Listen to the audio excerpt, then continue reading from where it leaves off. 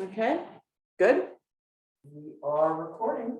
Good. I'd like to call the Dover Select Board Special Meeting for Thursday, December 2nd, 2021 to order at 2:04 p.m. The agenda for this meeting is a budget meeting, and we will start with department heads budget review, and we're going to start with Tabby and the Zoning and Health Department. Do you want me to come in on one? Sure.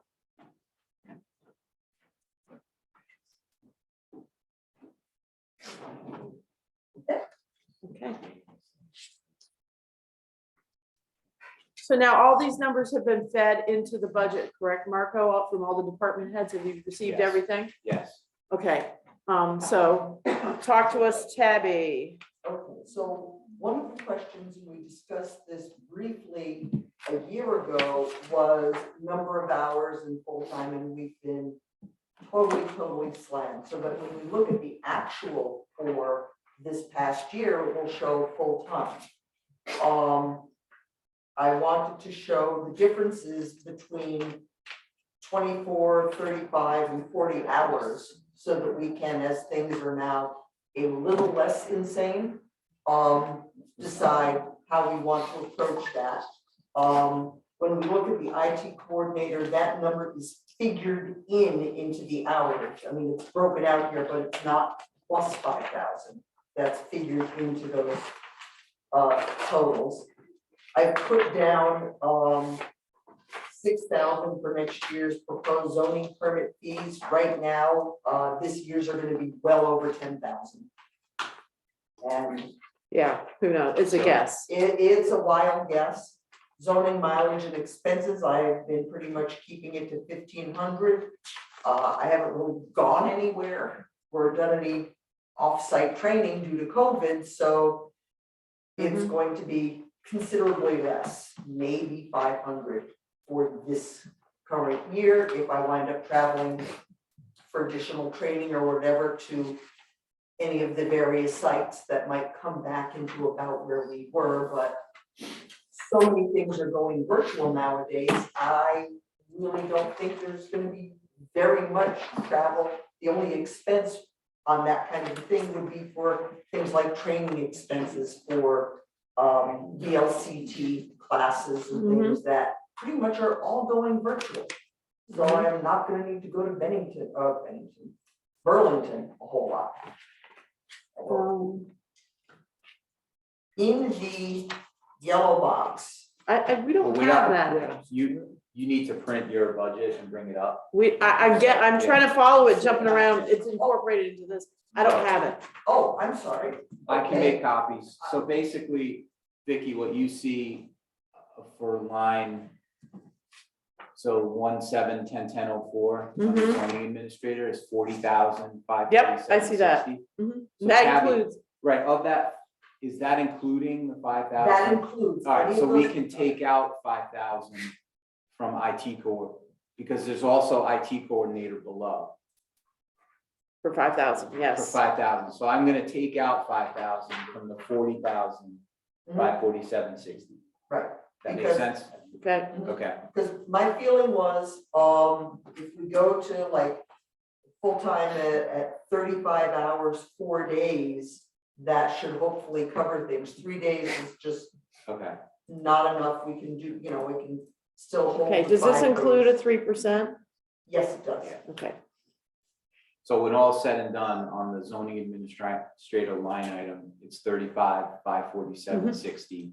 And then for IT coordinator, it's 5,000. I Yeah. did print the copy in case. anybody Okay, needs and it. I have a copy. are there any other things on that? I have a project that I'd like to address. I wanted to address it last year, but again, it was, we're. Okay, before we do that, what did you put in for legal? See, I don't know, I don't have these numbers, so I did not. you need to have money in the legal line item as part of the whole legal package. Okay, when I got my spreadsheet sample thing from Marco, it did not. Yeah, have a generally, line we item don't for ask legal. The but- sub-departments for legal expenses unless they know they have like a big.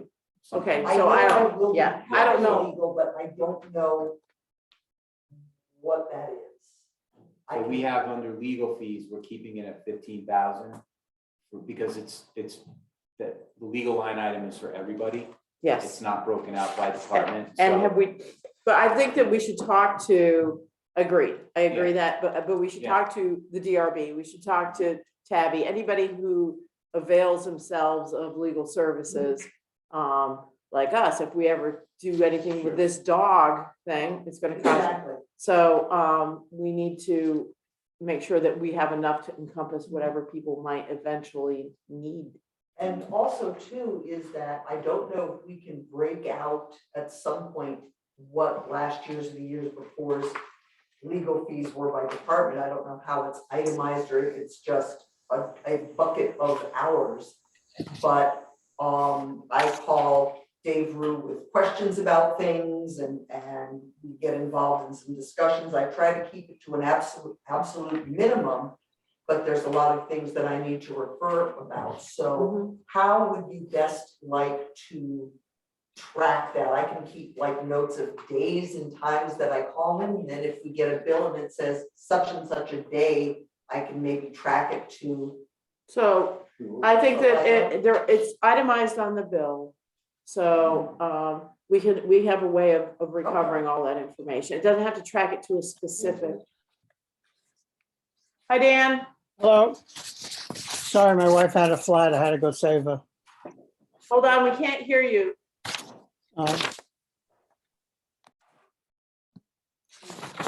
Dan, can you? I can hear you. He's muted. Am I muted on your end? No, he's not muted. Sorry. We can even go so far as a legal line item for each department in the budget, if you wanted to going forward, we can. I know, I just want to make sure Yeah. that we consider as much legal as we think we're gonna need, because it takes just one Sure. crazy thing and it's gonna be, For Yeah. context, right now, so this Yeah. current year, we budgeted 15,000, Right. we've expended. I see that. 20. Can you hear me now? 2,600. Yeah. And we're 6 months in. Dan, hold on a second. Can you hear me? Give me a thumbs Working up on if you the can. audio. Okay. I can hear So you. let me just see if I can get the speaker proper. Is it Hold off? on. Is the speaker, is the mic on or what's this like? The mic is on. Let me just give me one moment. He says he can hear us. I can't. I want to make sure that the speaker thing. Dan, could you say something for me, please? Yes, how's that sound? very good. Thank you. Sorry about that. So we're talking with Tabby about the, per budget for zoning and health, and we were just talking about some legal fees. You emailed this to everybody. We got this. Yeah. Yeah, so do you have the proposed budget, Yes, Dan? I do. Okay, very good. So, we've already made one change to the zoning administrator pay line item because there was a duplicate. The IT coordinator is 5,000, and that was also included in the zoning administrator. So we took 5,000 out of that. Gotcha. Okay, Thank you.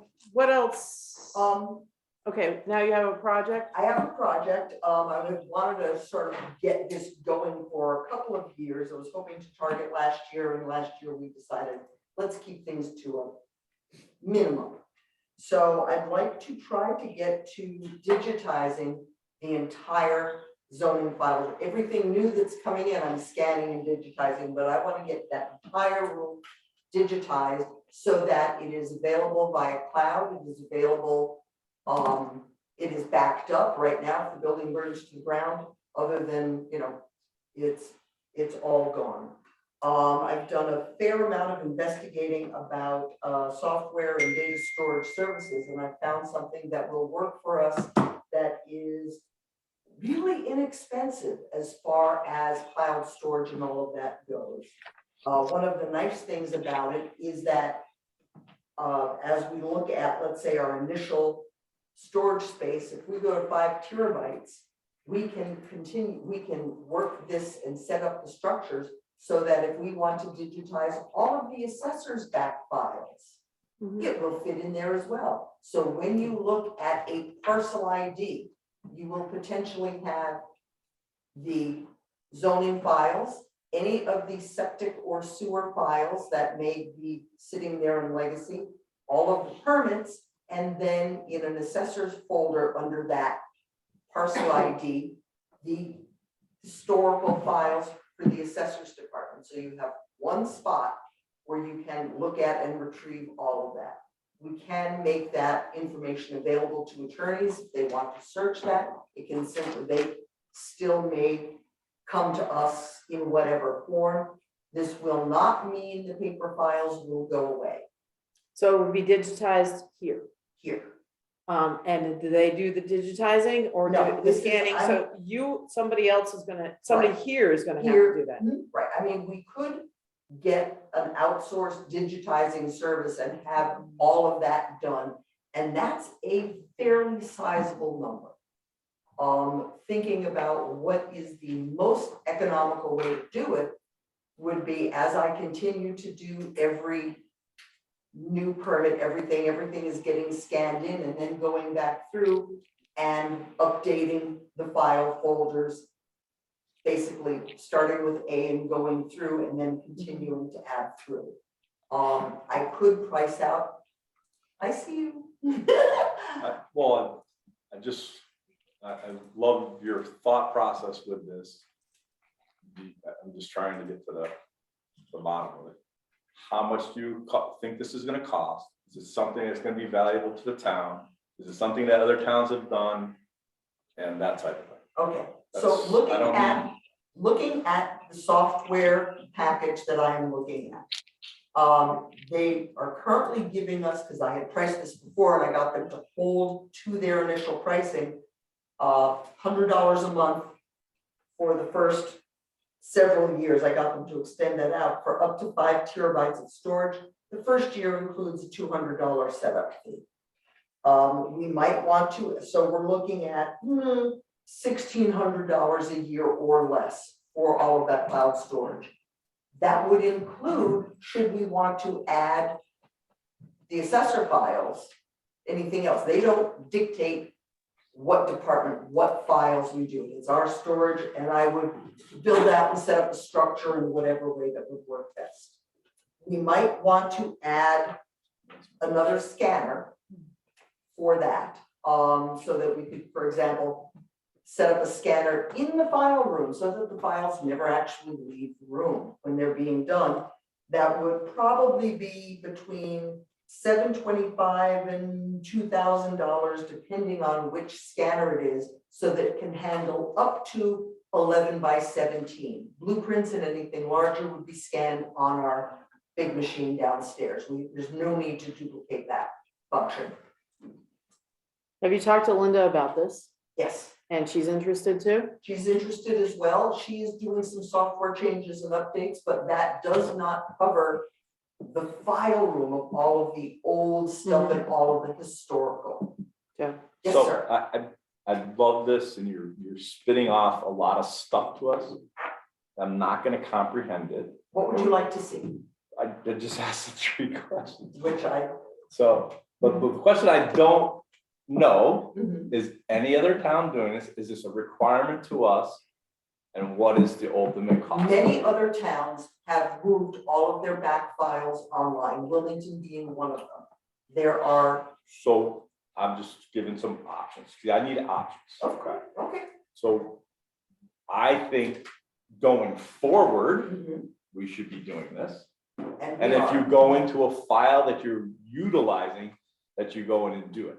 Yes, Again, I don't know what the number is and how long this is gonna take and what the full thing is. So for me, it's not like put into like it's just like all this stuff you're telling me is not gonna comprehend. everything that is currently going on, when I do a new permit, I get digital copies of plans. If they don't give me digital copies, I scan them and make a digital copy and start. So a is file that staying folder. saved in a system that you can pull It's it being up? saved on our server downstairs. When I get somebody on the phone, I say, okay, let me take a look, and I have that structured. I've actually started to create directories for each parcel ID. So I am going forward with this, but as we look, ideally, if you have parcel ID AI 000, needs to be the airport, but it starts with A. Things that are current are not in that folder. If somebody says, hey, I'd like to build something, we start a zoning app. All of those permits, all of the DRB decisions, if there's a DRB decision related to that, go into that folder. The ideal thing would be to get the history in there as well. So every time I touch a parcel or touch a folder, we can do that back file scan. And then if there's some slow time, we can go through and do the rest of it. The cost, I don't have a hard cost. I haven't priced it out to multiple vendors to do a full back file scan project. That usually takes quite a lot of time. It tends to be expensive and they want to take the files off site much of the time. We could have somebody on site to do it, but we're talking 5 figures, you know, 10, 20, $30,000 without even going out to bid for a project like that.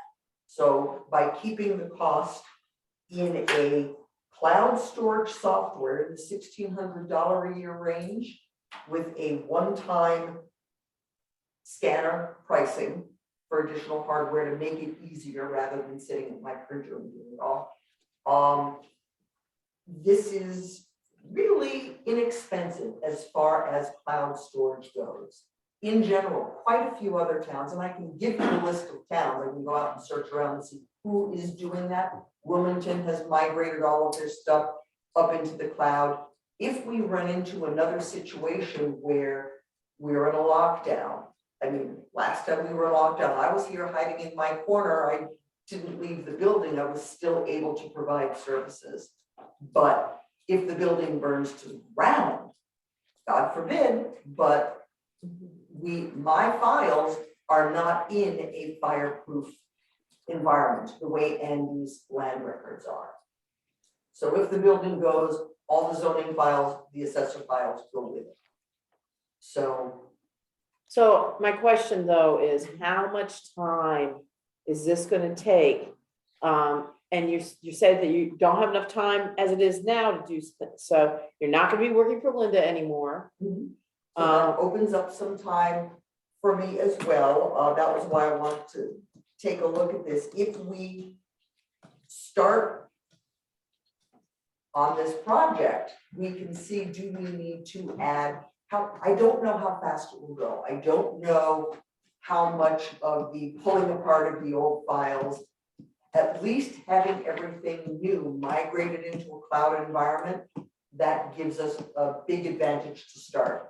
If we find that it needs more hands-on, once I get the system and the workflow built, we could have somebody come in. If Linda's assistant doesn't have a lot to do, we could make use of that time. There's a lot of flexibility, but it's hard to know just how much the full conversion will take. I totally get everything you said. Okay. This is, I love that there's no, we're doing a budget meeting, okay? So we're looking for numbers, okay? If we don't have the numbers, that's kind of what, and I think, I agree to doing it. I don't know what type of number we as agreement and the taxpayers will agree to do it. So it sounds like a great idea to start the process, okay? And earmark some money for it next year. So say you earmark $10,000 to start it, or $5,000 to start this process, okay? We need some physical numbers on paper so we can kind of look at it and just know. So you have that, so can Put together something, I mean, I have my notes in here. My error, I didn't realize I should have printed this out. You know, when I sent this to Marco, I didn't know how he would present that to you. I can certainly send that off. I can give you a packet from the software company, you so know, this is a lot Okay, more detail. so this what- is more of what the startup is. I think, yes. So, yeah, this would have helped. We just need numbers in front of us. I Yeah, we didn't, Yeah, it's in there, Oh. but we generally, I we didn't, all- it didn't print out with the one I printed out. no, it's a tab. Tabs below. It's a tab. Yeah. Okay, It's a we're tab. sharing. Yeah. I would be more than happy to just put this together as a separate type of a document with all of the details and the bits and pieces, if you'd like to review Okay, that. so on the bottom of this number here that you have for 1524. At the bottom of the sheet, right? Is that like the startup and how much it would cost for the year for the storage fee? I'm 15, 20. Oh, okay, so that was a previous iteration. So 1,600, yes. Okay, so that would be like, if The we started initial this, setup and a year's worth of storage. so what I would earmark, in my opinion, and I'm just talking myself, is for the first year of next year, and it sounds like you're already doing some of this already with, when you're utilizing a file. You can kind of keep track of that.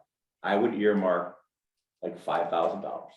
I think that is. Does that make reasonable sense? Yes, it does, because I think The that. other would- board members and the public, Mhm. no public, Yeah, I think agree with that, that, and then we can, No, I think 5,000 is a good number because that will get us underway with the software. It will allow me to create workflows because there's quite a bit more that the software offers as part of it. I'm talking primarily about storage, but there are all sorts of other goodies in there and potentially cover a range of physical scanner options, which I can price out or whatever to see, but that is. and I think you should do it at this point, maintaining your 35-hour a week Mhm. and trying to see where it fits in your day-to-day, and then at some point, we can, the next budget cycle, if it's a project that is not really, besides the new stuff, if none of the back stuff is getting done, we'll have to look at potentially getting some of that done with some other resources. Yeah, and I think that's a totally good way to look at it, because the initial cost,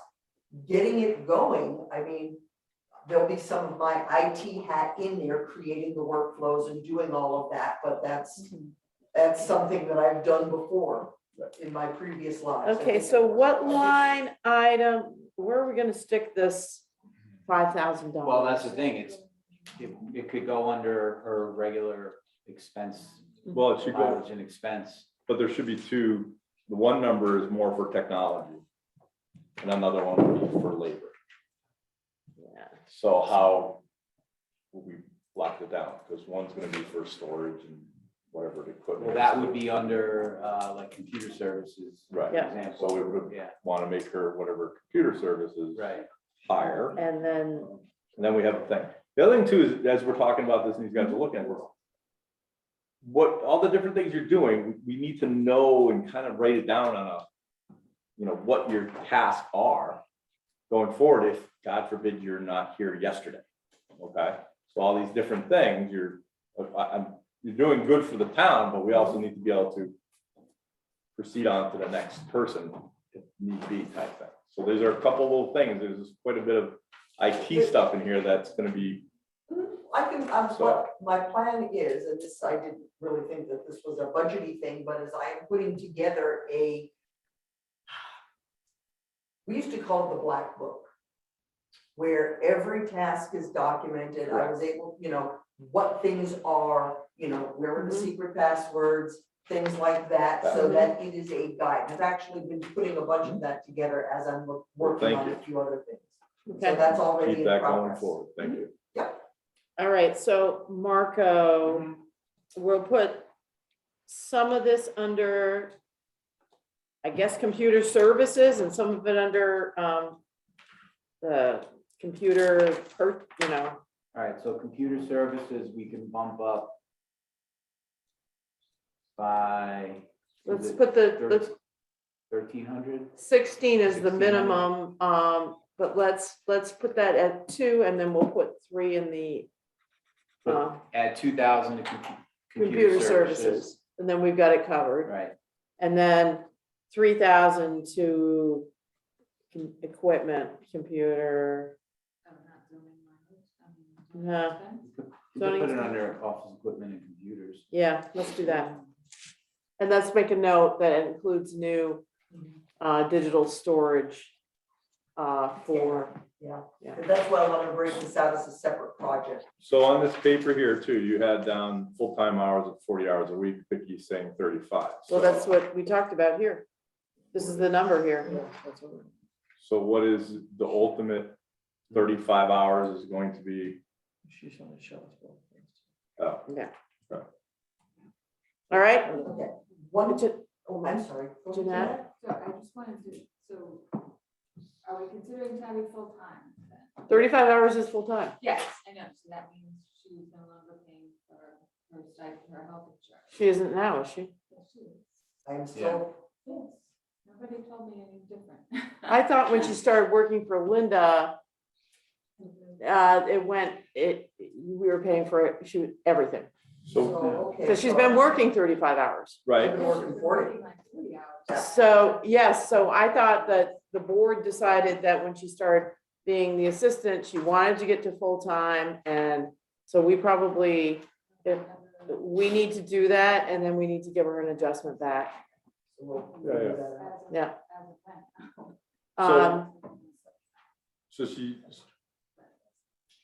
so let me just get straight, because, you know, obviously we have to talk, if people ask other questions, so you haven't been working with Linda, so you did some stuff with Linda, but going forward now, is there enough money in your budget for this year to cover, or are we gonna be just for ha-has, because it's only halfway, not even halfway through the year? If you're now gonna be 35, 40 hours. okay, so right now, her number, she is up, you know, she's used 64% of that line item, Joe, yes. Okay. She had 25,000 for the zoning, and that 25,910, and she's used 16,784. So, We're gonna be over. we're gonna be over. Yes, that number is So- definitely, We just need to have an explanation. for it. but is the 5 hours that you are currently, or whatever that hourly is, that you are giving to Linda, being charged to the assessor's office? Yes, Okay, so, yeah, we should go back, and I'm sure your timesheets, we can figure out when you started working for Linda and start working these out. and with everything, not only just Linda, but just overall, with everything that, when we were so Yeah, busy, so, it was definitely. so we need to investigate how long you've actually been working Right, full-time because and adjust it it back goes to you. back. Yes, And we right. would want to do that at a meeting. yes. Well, this is a public meeting. So, I mean, do you agree, Dan? Yes, it's definitely a public meeting. Do you agree that if we haven't been paying Tabby's 100% of her insurance, we should retro do Sure. that? I think it's a good idea. Okay, And I all right, have one question, okay, okay? As it relates to the filing project, I was able to get them from their new pricing of $130 a month to hold to that $99 a month. But they are going to want to get that contract going now, like for this year. Do we? we want don't have the to- money in the budget. That was We what I wanted to cannot do ask. that. We will have to renegotiate, I guess. That's why we've got a little more money in there. We do not have the money, and clearly your line, you're already gonna be way over, Exactly. so. Okay, so what I can try to do is, I don't know, going now, if we went now, it's the 99 a month. If we go in July 1, let's say it would be 130 a month. It's just what their pricing has gone to. So make sure you give us the So I'm numbers gonna for give that. that to you adjusted, and so it will not quite be as inexpensive, but it's not horrible. It's still gonna be under that 2,000 figure we put in the budget. All right, Thank good. Thank Thank you you. very much. Thank you. Okay. Let's see, Marco. I'm putting in 3% for compensation. Then we put it in for everybody except the police department. This year's. Yeah, so for me, now we're talking my budget. Yeah, Okay, so I'm This year's? just, No, we just- this is zoning. I'm sorry, this is assessor for later. Okay, thank you. Copies. I'm putting in 3% for myself, and my expense line item does not change. Mileage and expense stays at 4,000. I spent 2,800 last year, but I'm anticipating some higher paper prices Mhm. and stamps, et cetera. Okay. Postage has gone up, but other than that, that's it. If you're okay with 3%. We're gonna have a general discussion about that, but Okay. I think we just flush through all the department heads and then do it generally. So, yeah, we could, where's Travis? That was it? Yeah, you were short. That's it. How about the That's all. treasurer's stipend? I thought we talked about that too. That it hadn't increased. No, it's not. It's not increasing So why wouldn't it? Why wouldn't you increase it? Last year you asked us to. because it's fine. I think it's good. No, it's fine. But I No. think someone might run against you. No, it's just fine. It's fine. I'm more than, and given the current environment and costs going up and the budget's gonna go up, from what I can see, I think it's fine. So, But is it in, so my question is it in line with other towns? Christine did it for $1. Oh, so they just did it like $1. So no one would even run. So. yeah, but no, now and so if you, Yeah. you'll be here to the end, you can hear our discussion about general raises in general. So, That's fine. okay, no, I Happy mean, not to get one. No. there you are. Thank you. Oh, hi, we're ready for you. You are. But plus, this is a public meeting. You could be here anytime you want to be here. Sure. Of course, then your back is to the video. Oh, Is that your best side? sure. Okay, so we've done, you're up and you're up early. Talk to us about your budget, Travis. Okay, So it's in the main budget, so it's not like Tabby and Linda that are sort of. Right, Yeah, so. they have their own, he has. Yeah, it's in there, but I know Travis and I'm gonna just cut you off real quick. Yep. Just basically not much changed in Travis's world other than a few things on the roadside, right? Yeah. Material and stuff. So- right, Okay. yeah. So transfer station, let's start solid waste Yeah. to begin with. Transfer station up $1,000. Just need more substitutes. The transfer station, I think it's, We left it at, it was we, just a 3% on the salary. Uh-huh. We added another 1,000 For subs. yep, just to be in line with last year's actual. Yep, And that's it. And I mentioned this to Vicky today, but at a state level, Beamers, the board of Beamers has met and they have not finalized rates for fiscal '23. So they're advising towns to budget the maximum 0.5%, 0.5% increase in terms of what the town's contribution, yeah. the town's contribution. It could be less, but we don't know that yet. Towns have been bombarding them with phone calls to look, because they don't have rates yet, so. So that's in everybody's budget. So that has been It's incorporated. been incorporated. Okay. All right. Then shall we work through so anything else that we should be aware of in the solid waste portion of the budget? not that I can think of. No. Let's So hope- I know, sorry, recycling expenses. Last year we budgeted 35, but we only spent 18. This year we're at 35. And we're budgeting 35 for next year. I'm wondering, We're already at 35,000 for the second one. no, we've budgeted for this year 35,000, but I just want to see where we're at currently. So maybe that's somewhere we can. We left it up so that, Yeah, so recycling expenses, we're only at $4,300 that we've spent so far out of Mhm. 35. You want to move that down a little bit or? I don't know. I don't know why it would be down. It was producing So so is much more. Isn't the rate, It did. what? Well, single stream is down to like $70 a ton, Yeah. and it was up around, it It was was up over 100. above mixed solid waste. Yeah, the price of the tonnage is down Yes. yeah, that we're paying now? 'Cause We're it paying- was way yeah. high. In It the was warrants really high, here, remember it's It was 70. above the trash price. yes. Yes, it was. So you guys monitor that. It went back down. There was no market for it. So now there's a market. And now the market must be coming back if it's costing us less to Because dispose of it. people probably can't get stuff because of the supply chain shortages, so. So, but I've been watching, I mentioned it to Jeanette a few times, like, wow, that just flipped. Yeah, Well, that's And- good because they're giving back to us. They could have held on. I at mean, the we can other trim, end. we can trim some out if you guys want. But what, how do we know what's gonna happen? Right, that's why I just kind of left. We're looking, Yeah, we're I just looking kind a of year left to a year everything and a the half same out. except for what I wanted to go up on individually and, you Mhm. know. Yeah. I did however have one other little change that I wanted to do. I wanted to Or- give another one of my employees a raise, so I wanted to maybe figure that in too, so. Okay, so is this, we're just on solid waste right now? Yeah. Is that where this is going? No. Okay, no, all right. In the regular highway.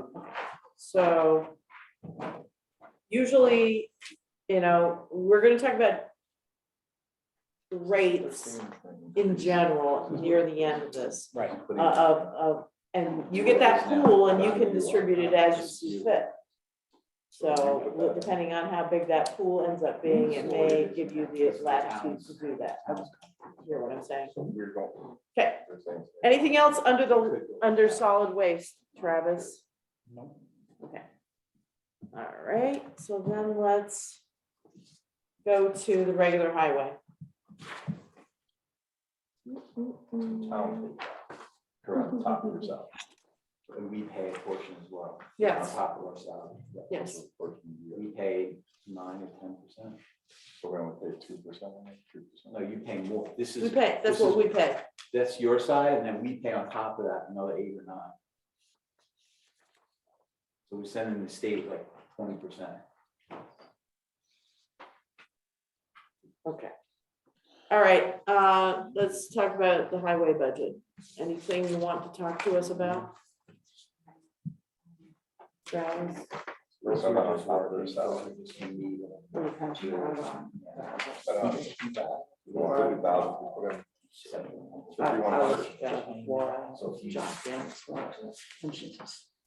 I do, yeah, I do. Basically, whatever you open mind, you know, that's the most kind.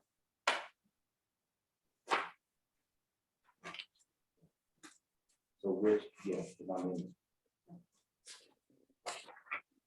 You know, at least you can see it. And then what I printed here. Yeah, this has.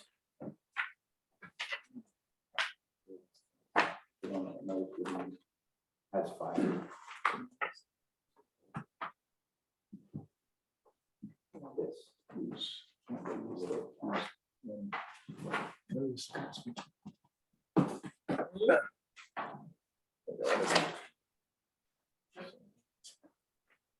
They have that.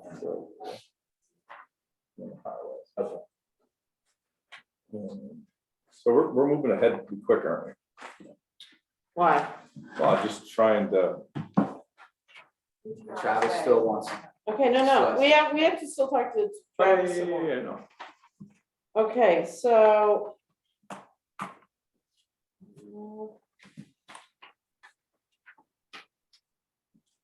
We're gonna get a new computer. Yeah. Okay. Uniform I look- rental is going up too? The rates are going up?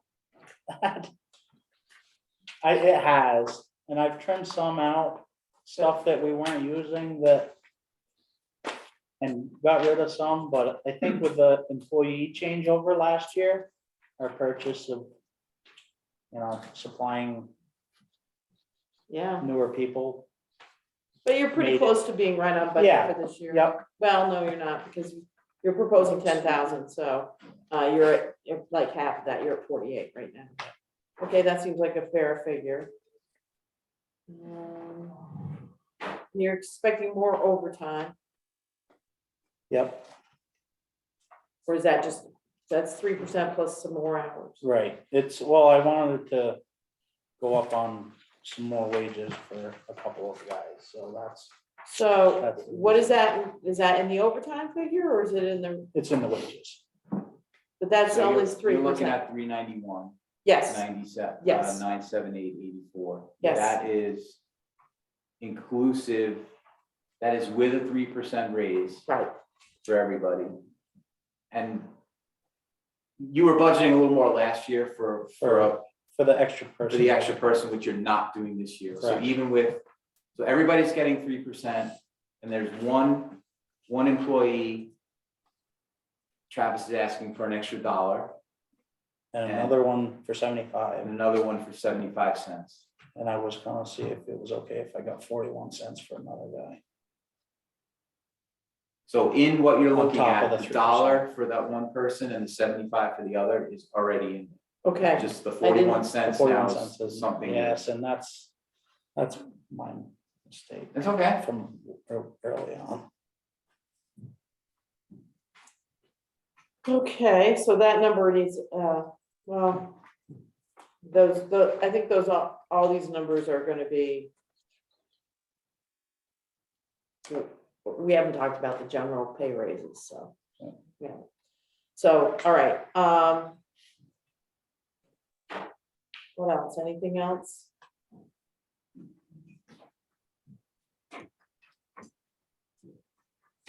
We went up on the gravel, didn't we? Yeah. And 5,000 on the salt. Yeah, and I noticed in the year to date that it shows that we haven't expended any gravel or any salt. Which doesn't make sense. So Does those it? numbers are coming in now. Okay, Those- so that's why, yeah. okay. The gravel, we should have, we paid for gravel. Yeah, Yeah, we sand, I'm sorry, sand and salt. Okay. Oh, Those sand, Cargill's coming in now. yeah, Cargill's coming in now. And sand, I filled up last year because I heard that Shastasmo was running real short, so I filled us up. Okay. So have we purchased any sand this year? No, Are we gonna be needing to purchase sand this year? yeah, Okay. yeah. So I see Well, that, later on. that pit is being considered by the town of Newfane. I saw that, yes. And you know who owns that? The guy who's bought everything in Brattleboro. Yeah. Yeah, so, interesting. Yeah. All right, so we're proposing a 5,000 increase on salt. Yep. And 8,000 on sand. Yep. And 10,000 on gravel. Yep. You think those are, I think so. I mean, I'm not questioning, I know they're going up, I just, Yeah, They are. are we gonna have enough, are we gonna be covered?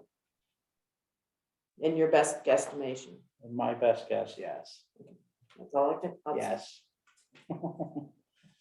So, okay, The sand is the biggest concern, you know. and then Yes.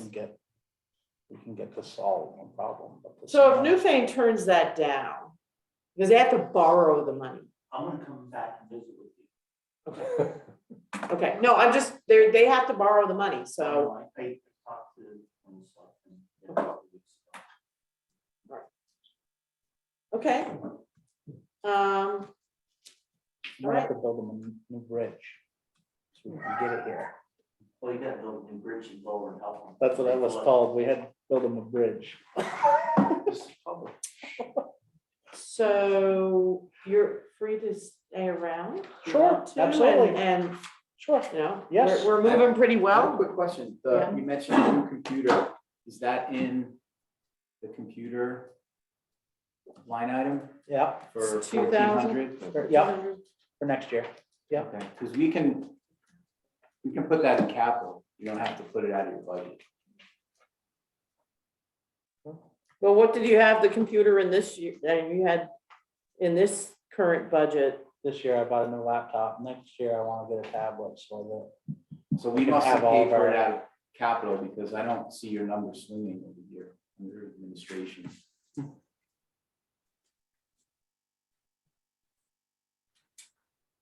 Because the computer line item is 1,400, but that's really for, But under the year to date, under his computer line item, oh, did we? which is, we've expended 1198. Oh, so Yeah. that must. Does be that have this the year's. laptop? that was the laptop. Yep. Okay, Yep. Okay, Yep. so that's fine. Yep. Okay, it's done already. Okay. Yeah, okay. And the other thing I was gonna ask is the telephone. Yeah, we ran into that. We asked, I don't know, what? The telephone is, Yeah, the telephone for the garage is like, it's like Does it 3 work? grand yeah, $3 grand. for yeah. the year. For But that's the, other, didn't we look that up? It Included, does it include our cell phones for Brian and I? it included the cell phones then. It does, doesn't Okay, it? I yeah. think it does. Yep, Includes Brian and I, Brian and I's cell phones, and the landline. and the landlines for town garage, and transfer station, and internet for both. okay. Okay, That's where it that goes. seems Yeah, fairly, high speed for Yeah, both, yeah. because, no, I think that you definitely need to Yeah. adjust the number. yeah, Okay. that's why I adjusted We it, could 'cause possibly change. we the were going description. over on it pretty regular, so. And how about the heating fuel? You think you're budgeting down on that? I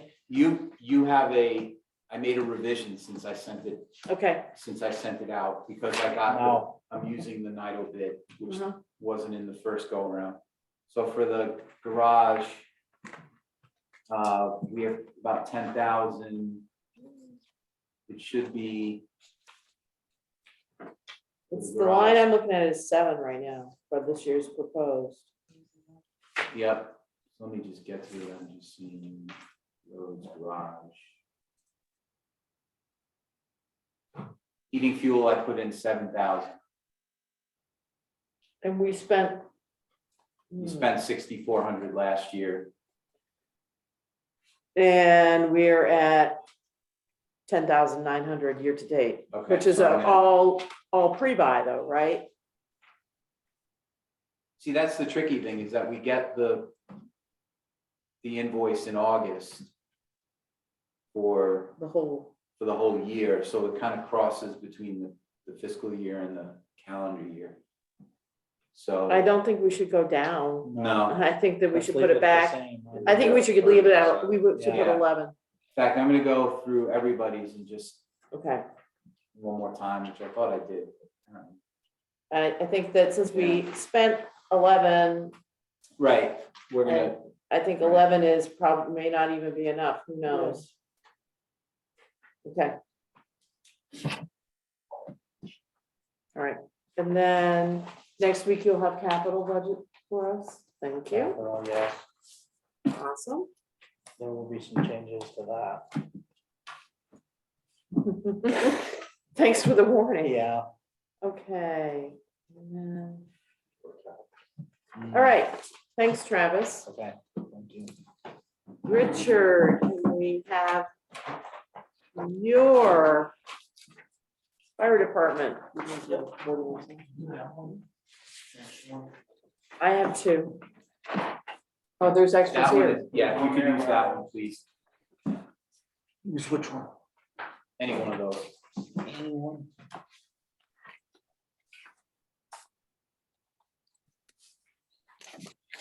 So mine is really easy. The only big increase is in dispatching, and it's the 5%, but it's a big number. So that's why it's always more. And then I went down in vehicle parts, supplies and repairs. I forgot that we go every other year. I take all the trucks over to Twin State, have them go through them. We'd upped it quite a bit because the trucks are getting really old. If you remember when I first took over as chief, every truck should have been replaced, and a couple of them twice. And I pushed them all the way out because they just don't get the usage. But unfortunately, they, with the computers now in them, we've done some refurbing, but it's, when they go bad, it's not as easy for Travis to work on them as it used to be, so you gotta have all the diagnostic equipment and stuff. So I did come down because we upped it a couple of years ago, and we haven't gotten close to that. We've gone way over 1 year. This year, they all went over. We had Travis help me with a few things, and then we had some other things that had to go over there to get fixed.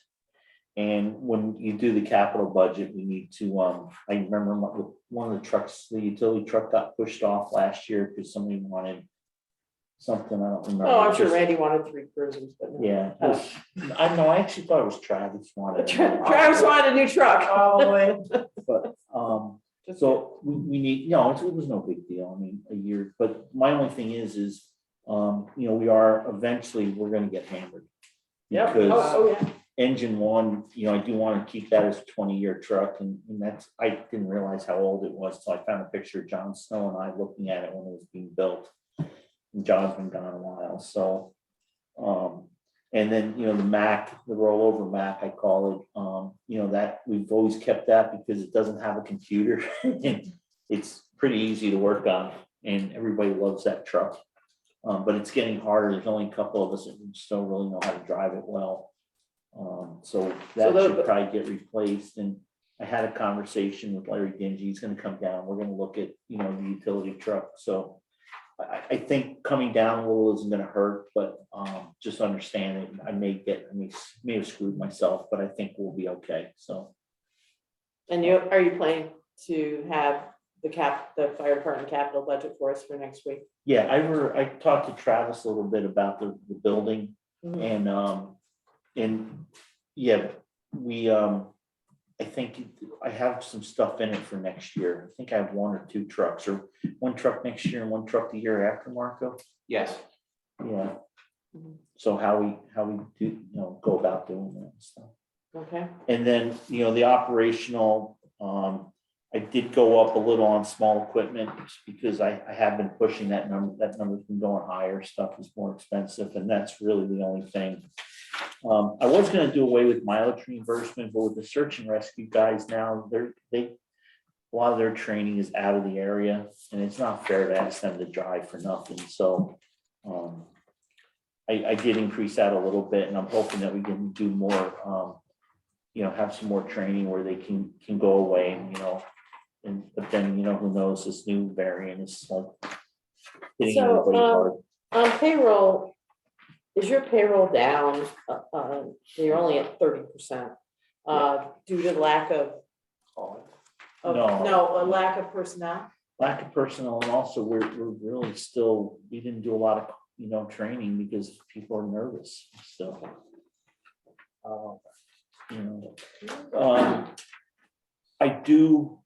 I have talked to Marco, and the number's good, but I want to break the number up into like 6 different subcategories. the 58,000. Right, Yeah. I want to do search and rescue training versus search and rescue Versus calls versus fire training versus officer stipends. Just so it's gonna be easier for me to track, and I think it'll be a little easier, you know, if we see call volume going down and we see that number going up, something's wrong, or we're getting a lot more people showing up, and maybe we figure something out, but just having one big Yeah, I get it. salary. It doesn't really give you much information. I don't know, if anybody probably nobody's here left. One time, Mary Lou got really upset because there were too many line items in the budget. And, so there's a big meeting with Phil and Bobby and, John Mulhall, and was here because I was doing the health and zoning stuff at the time. And they bunched a bunch of stuff together. I mean, the fire department budget at one time, there was the small equipment, there was, you know, radios, pagers, you know, handheld equipment, power equipment, you know, there's like 20 line items, and it made sense to put a lot of them together. But now that we're doing the search and rescue, I'd like to split I think I that up a little bit You more. okay with that? Yeah, they're, like, right now, if you look does at it. different, we do it, but it doesn't show up in the town report because it was just 2 owners. It does on the back end, like when you submit your payroll, you do it that way. And if you look at, I think, the salary report in the book, it'll show like drills, meets, things like that, but it's not in they're sub accounts, they're not main accounts. And the other thing is, you know, this year, I think they're gonna start really pushing forward, you know, the trails and the backcountry skiing. And I just, if those are a lot of our calls are false fire alarms, you know, you're 3 or 4 or 5 guys go in and out, and you're done in an hour. You know, some of this these searches, Andy was out overnight one time. So they're a lot more labor intensive, yeah. So I just want to be able to show that in case all of a sudden, my payroll's up to 75 or 80. And people are like, what are you doing? And, if it, again, that's why I was looking to break it up. And I didn't think you guys would mind. And then the firehouse building, basically it's we went up on the telephone just because for some reason it went up. I think Jeanette, you used to give Gary numbers every year, but I haven't. I just remember him coming to a meeting one time saying, yeah, Jeanette and I were, when he was looking at his budget.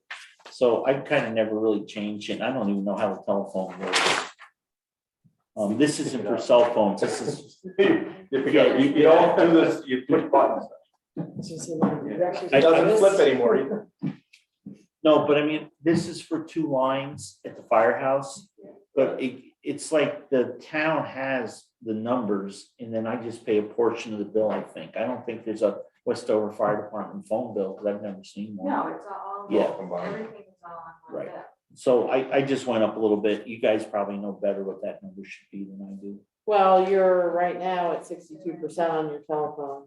So, Right. We're a little over halfway, right? Because December. no, we're not. Oh. We're at only like mid-40s. Okay, so that's, again, Yeah. so I did up it a little bit, Yeah. but if you guys, whatever number you think should go in there, I'm easy with that. Um, And then because of fuel, I went up a lot on fuel because prices were getting stupid, but in the last week, prices have dropped quite a bit. So I think we're gonna be back under $3 a gallon here tomorrow You for gas. Really? up at Your yours? station? Yeah.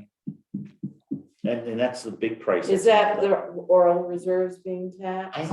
I asked, there's no rhyme or reason to No. it. What the guy that I buy from, I asked him what was going on and. Are we on TV? Oh, Yes. sorry, guys. Dan's the only one. Oh, I feel like I got my back to people. I Just asked, look at he your thought back. because the stock market went down on Friday but over the weekend, it took a huge dive.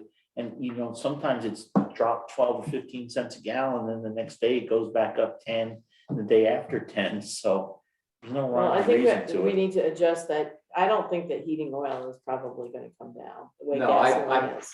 What I We're did gonna was, adjust those. Yeah, so I put it at 12 just because, Yeah. what I did was I took everybody's, because of the pre-buy, what's in our budget currently, I think is going to be for what it is for the year. So I took what's in the current that we've Right. expended and added a little bit. Yeah, because you're at 12.4 already, so you're, right, no, I know, that's why I went out, Right, so we're gonna Yeah. go up. okay. but It's it, just settle what was ever, we had quite a bit of a decrease from No, you didn't. the COVID and what was before COVID. I think we're gonna settle back This is just year to date. from 2 years. As you can see, we're talking about is fuel. and- yeah, but we also don't know what budgeted COVID's 8,000 doing means that- either, COVID could be back strong, I mean, we could be. Prices could go down. Like when we budgeted, it was before the supply chain shortage. Now, Right, so I think we've expended everything we're going to expend because of the pre-buy, but we'll still build in a little. right, but even then, so Right. basically all of the departments should be probably over or very close Yes. to that number. So, Yep. in this current fiscal year. Okay, And then the building maintenance, because we Yeah. do have the capital stuff, just as a preview. I talked to Travis about the furnace and I'm gonna let you guys decide if we should just replace the furnace, because it works fine, but it works till it doesn't work and then the other part of, the garage doors are getting really bad. They're starting to get a lot of rust holes in them. And, rust holes, yeah, Is there's it all- actually holes for the doors? not like just little pinholes you Pinholes? can start to Is see it on all the the outside. panels or just the bottom? No, it's actually up high too. Well, because remember, they put salt down, they plow and Stop putting salt down from the garage. yeah, and then, Yeah, right. then it ices up, I mean, Yes. you can't win. But so I left that alone because if you want to do the doors as a capital and thinking about it, I think we replaced the door at the police station before I left and that was the second door. And Let me tell Yeah, you. and We that just was did garage some doors drawers are up at the stupid. town garage. Yeah, They were we pretty- just- Stupid. Yeah, Stupid they were prices pretty for doors. expensive. Yeah. Stupid prices. I just had a new opener put in because one of our openers died, and that's what I'm thinking, they're over 25 years old. It's, really time, and then, and that, I asked the guy while he was there to give me a ballpark number, not what he would bid, because I think, I'll be able to get some bids on that, that's not as hard as a lot of people want to do doors. And then the only other thing that isn't in here, and I didn't know, how you guys were gonna deal with it, or if it's just gonna be a big number, do we need to add something for sewage? You should definitely budget sewage, and the town office needs to budget sewage. Did we add those line items yet? Do we have? Yes, we definitely. So I have no meter. I've never had it. I should say, there's never been a meter at the firehouse. I have no clue what it uses. Well, that's why we wanna have it in meters so we have them. Yeah, well, that, and. So if we I get the meter don't know. installed, granted, it's not, if we get it installed, we can start seeing usage.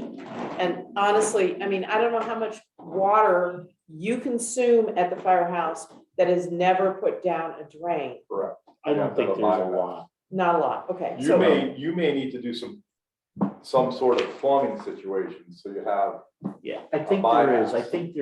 I think there's a line that goes out into the bays, because at one time they had this dream about having like a 3-inch pipe and being able to fill the trucks up from inside the firehouse. Mhm. And I think that's a separate, I think there's a separate line, because I think like when when Janet Boyd fills up her watering thing to do the flowers, that, I think that's before where the meter's gonna go. Well, that's important stuff, because clearly that water is not going into the North Branch. And we need to try to have a couple of those taps where we can tap for exterior use.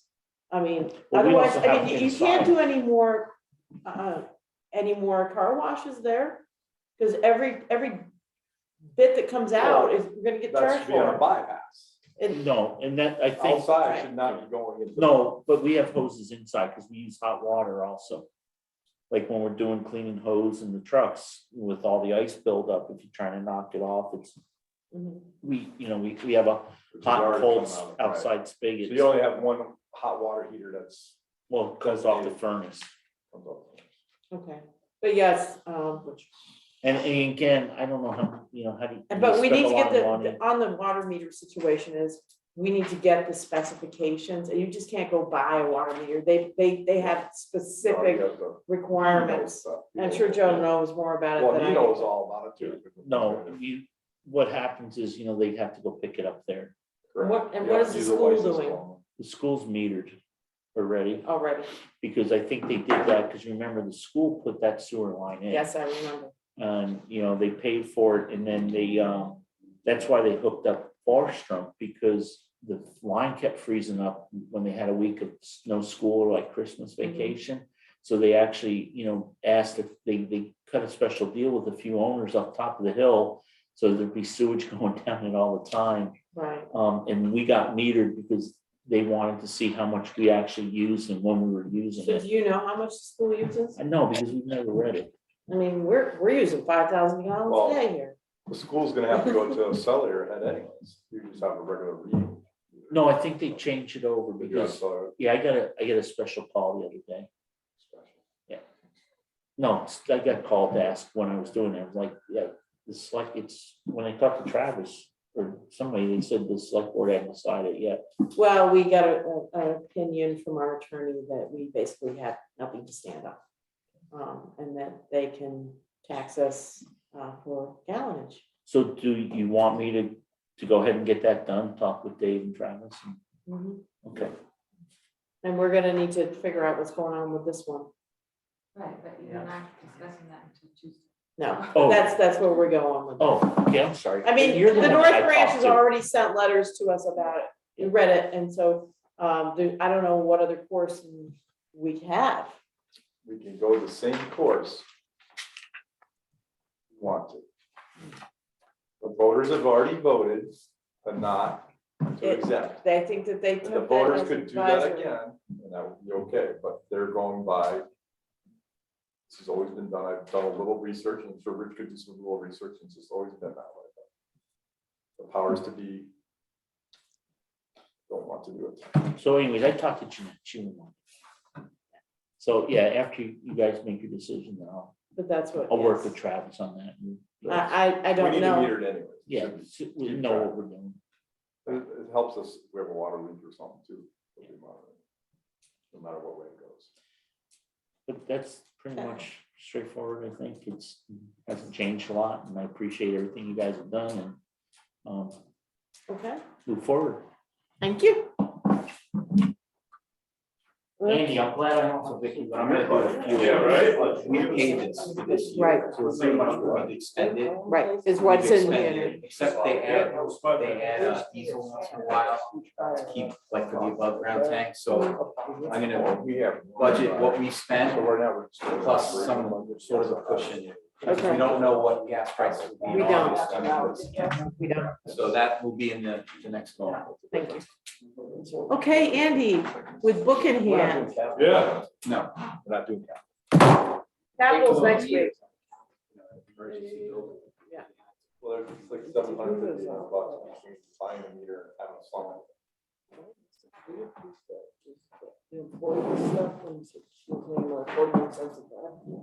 No, we're having a general conversation about wages when Sarah gets here. And when, we're gonna have a large general conversation with the police department. So at that point, we're gonna talk about a lot of things, if you're okay with that. All right? So, So, So, okay, hi, sorry, how are you folks? we're good. Okay, does everybody have a copy of my Can I budget? make some copies of that, Andy? Of I mine? have- Yeah, because it's in one of the tabs, but I'm not sure if everybody printed it out. So. Okay, So For we'd that. we'd like to see it. Thank you. We tried to do tabbies without looking at it and it was hard. Very hard. And You we just have talk in Linda's right numbers, trust there. me, we have nothing. okay, good, We're visual, select. all right, I understand. So, basically, remembering, so salaries for me and Jeanette, standard, 3% that you guys do every year, which is very, generous in my opinion. Very, Thank you.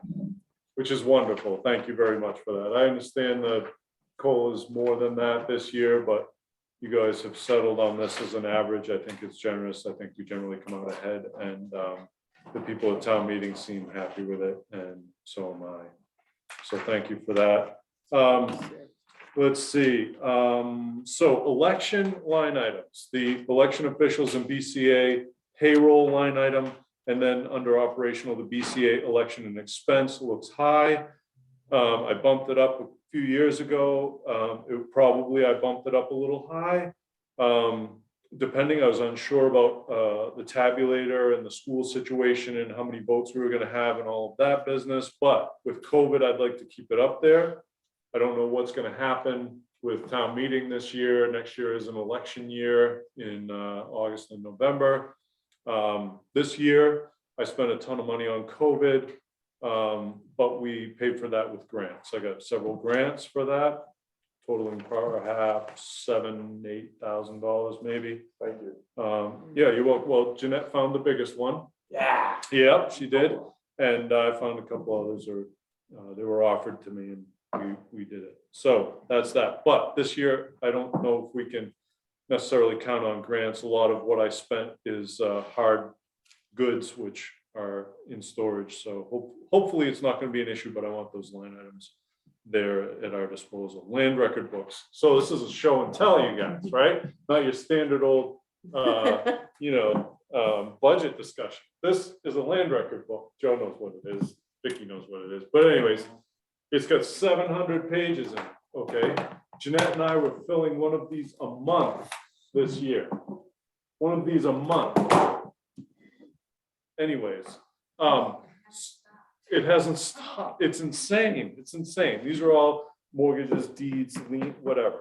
Land records, 700 pages per month. That's a bunch of documents indexed and anyways. So when you look at land record books and recording supplies and you see actual $891, during COVID, the vendor that supplies these, which are proprietary, there's only one company that makes them. They last 500 years.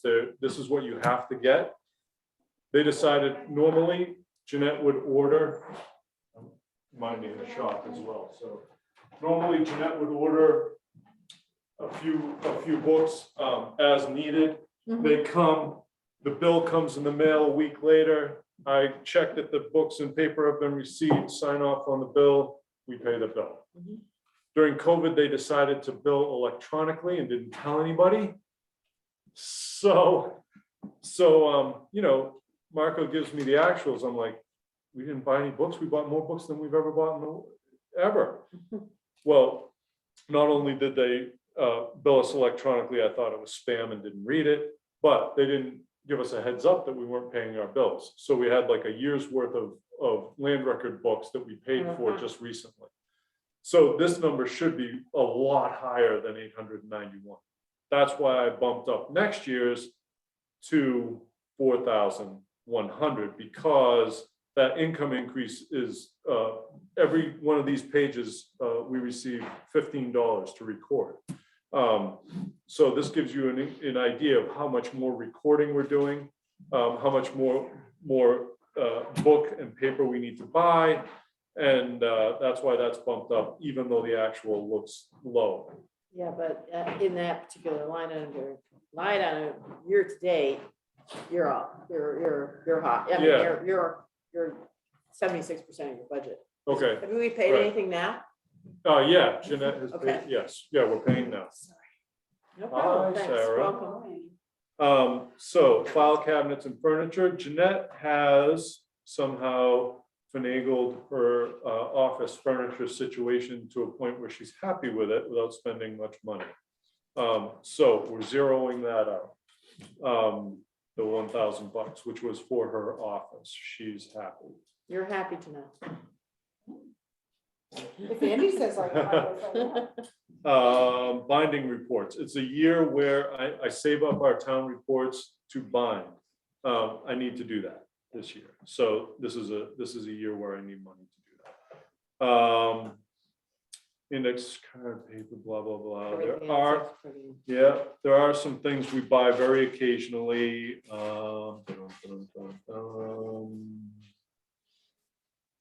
Clerk supplies, no. Toner, I don't know if we're not, if I'm not coding the bills, or if that comes out of the general office supply line item, maybe we can eliminate the toner line item. My copier is nice, it's color, and the toner is a lot of money, so I plugged that in there, but doesn't look like we're actually spending that money. Well, do you have any questions? I do not. Does anybody else on the board have any questions of Andy? I'm just amazed they kept sending you, and didn't pay for us. Isn't that crazy? We didn't pay for like a year. So they're They're pretty just sending us expensive stuff? too, Oh, right? yeah, these are expensive. They're extreme, they're high quality. Like when a title searcher comes in, they want a copy of something, the way you do that is you pull the book apart Big and like hard. this. So there's a lot of wear and tear. on There's stuff. wear and tear, and it And it's has to be. archival too, probably. It's all archival, you know, it's thick, Yeah. acid-free paper. You know, it's expensive stuff, but it gets used and it has to last hundreds of years. And these do. Very cool. That's it. So we, Just another question. Yep. So when you guys, this is also, when you're putting all that in there, it's also getting put right into, where people can get it off the computer too. Okay, so when the stuff comes in, I index it on the computer. So I data enter information for each document. Grantor, grantee, you know, book and page, So it's not, numbers. but is it going to be, isn't that what we're doing? So yes, so, all right, so, good point, Joe, thank you. Not in this budget, okay, is the fact that I recently signed on with COT Systems to switch from NIMRIC, which is an index-only computer system, to an index and image system, which is online. And you guys signed off on it, if you remember correctly. The go live date is, I believe, February 10th. Sometime this winter, they're gonna come in and scan our pages going back to 1989.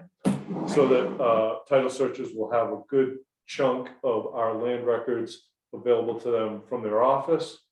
And it's all paid for out of the Restoration and Digitization Fund, not out of property tax general fund type money. So that's good. So when will people be able to access that? Not until February 10th is the current go live date. this. February 20th. Yes. So they've already been doing this. No, they come in, they come that in with quick? high-speed scanners. I'll shut my office down and they have a team of people and that's all they do. And I know, it's insane. I can't believe they get, I mean, we're talking hundreds of these books. Yeah, you're It's gonna have to. insane. I mean, they- like a day or two? They haven't told me exactly, but no more than a week. Yeah, it's insane. Yeah. Probably just take the whole book out and just like. and they just go on. That's incredible. Mhm. That's great. Yeah. Wow, that'd be awesome. You have one Cool. Molly? Then we'll be up to 40 years in a while. She sent these to us. I know yesterday. she did, I saw. it, Close. but I was- Getting close, right? Okay. 29. Okay, I don't have any questions. Does anybody have any questions? Dan, do you have a question for Andy? No, not at all.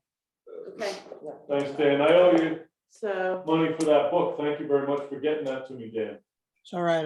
I got you back. All right.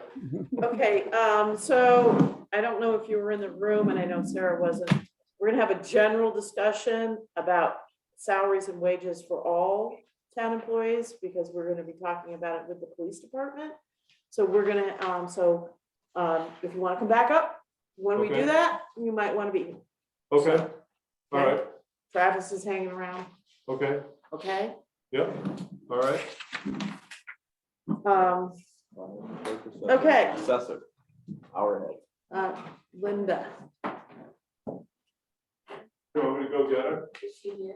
I don't know. I'll go check. So that was, I didn't understand. you talking about the different lawyers and you're talking about, yeah, that's what, yes. Part of your- well, I didn't if, realize, yeah, I get it. if you all read what Randy sent to us, So Yeah, assessor.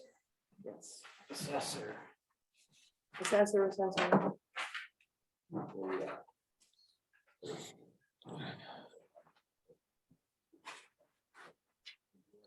Yeah, I really need.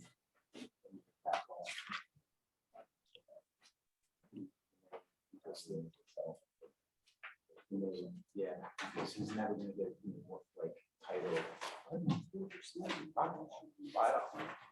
Yeah. Vicky, Yes, Dan, there's no appropriation for the Historical Society because in the beginning of October, we lost our secretary Gretchen Fahey, who moved to Maine. And hold on, Dan, I can't hear, there's a lot of conversation going on here. I haven't had time to put in an appropriation for the Historical Society because we lost Gretchen in October. She moved to Maine. She was our secretary. And just yesterday, I got permission to use my right hand. So I'll have it, by the beginning of next week. Okay, thanks, I don't think Jeanette was looking for that necessarily yet. Have we received requests from certain agencies for funding for next year? Oh, yeah. no problem. So, okay, so we'll be looking for that when you can get it to us, Dan. Thank you. We'll, yeah, okay, we're ready, Linda.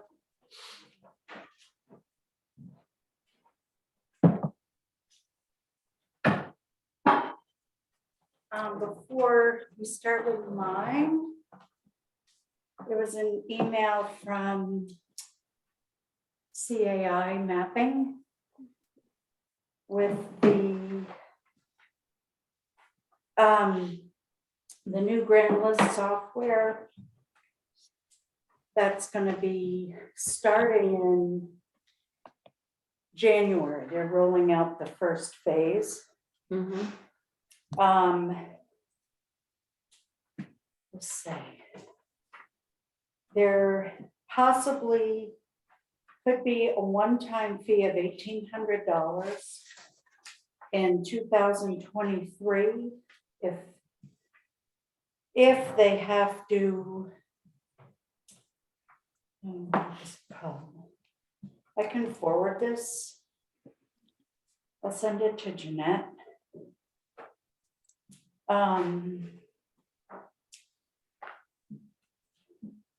Okay, Axiomatic is the company that's designing this new state program. As you may be aware, the data processor utility is the technology used to process data from your grand list and or CAMA system into the Access GIS platform. They're saying that they don't anticipate any kind of impact. There may be, I want to get to, they may need to redevelop our data in, this is, I don't really understand this, behind the scenes mapping stuff. Basically to take the data from our program that gets uploaded to the map. So it's something they may have to redevelop to meet the standards for Axiomatic. So I'm suggesting, that if we could add that to the mapping line item, just in case. I guess I'd rather have it than not. Computer mapping, Yeah, we have 4,000 in there now. How much are we? it's So another 1,800. 8. So I will, Vicki, do you want me to send this to you? Do you want to read this or anyone on the board? You should definitely send it to Joe. He's your liaison, and you can send it to me too, or everybody if you want to.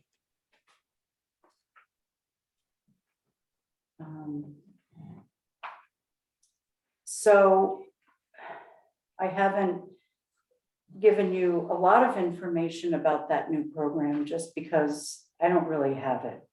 The first phase, which will start in January, is the GIS part of it.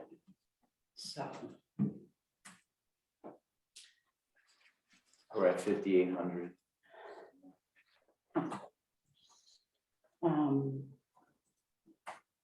Okay.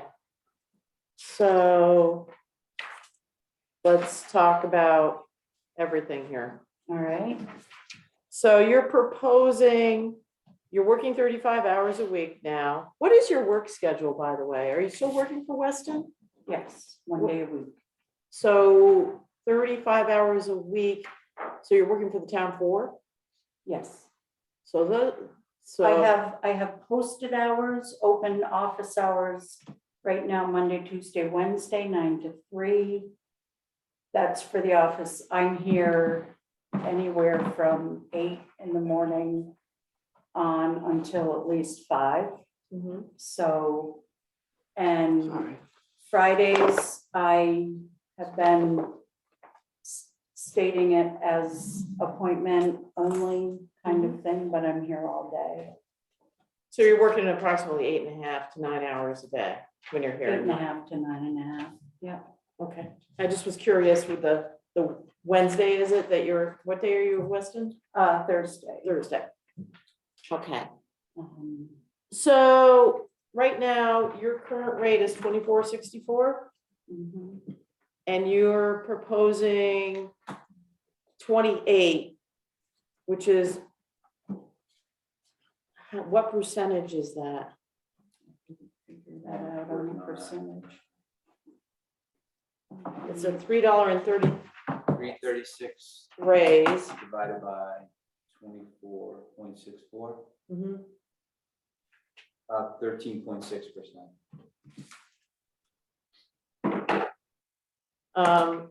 So why do you need 13.6% raise?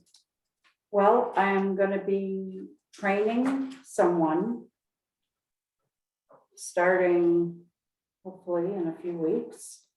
That's gonna put more on me and still be able to have the work that's needed to be done in on time.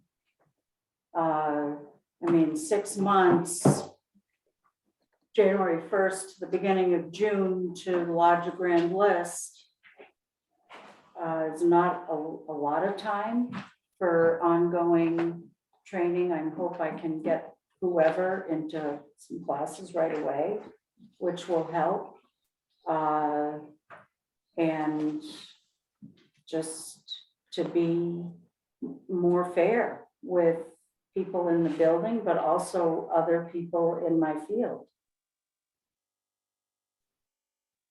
So if you worked 40 hours for the town, would you be asking for a 13.6% raise? I would be probably to get to that, well, it works out, what, $28 an hour. I think that's more than fair with just where other people are at that I've looked at. There's a brand new compensation book out by the state. I haven't really looked at it real carefully to see what's going on.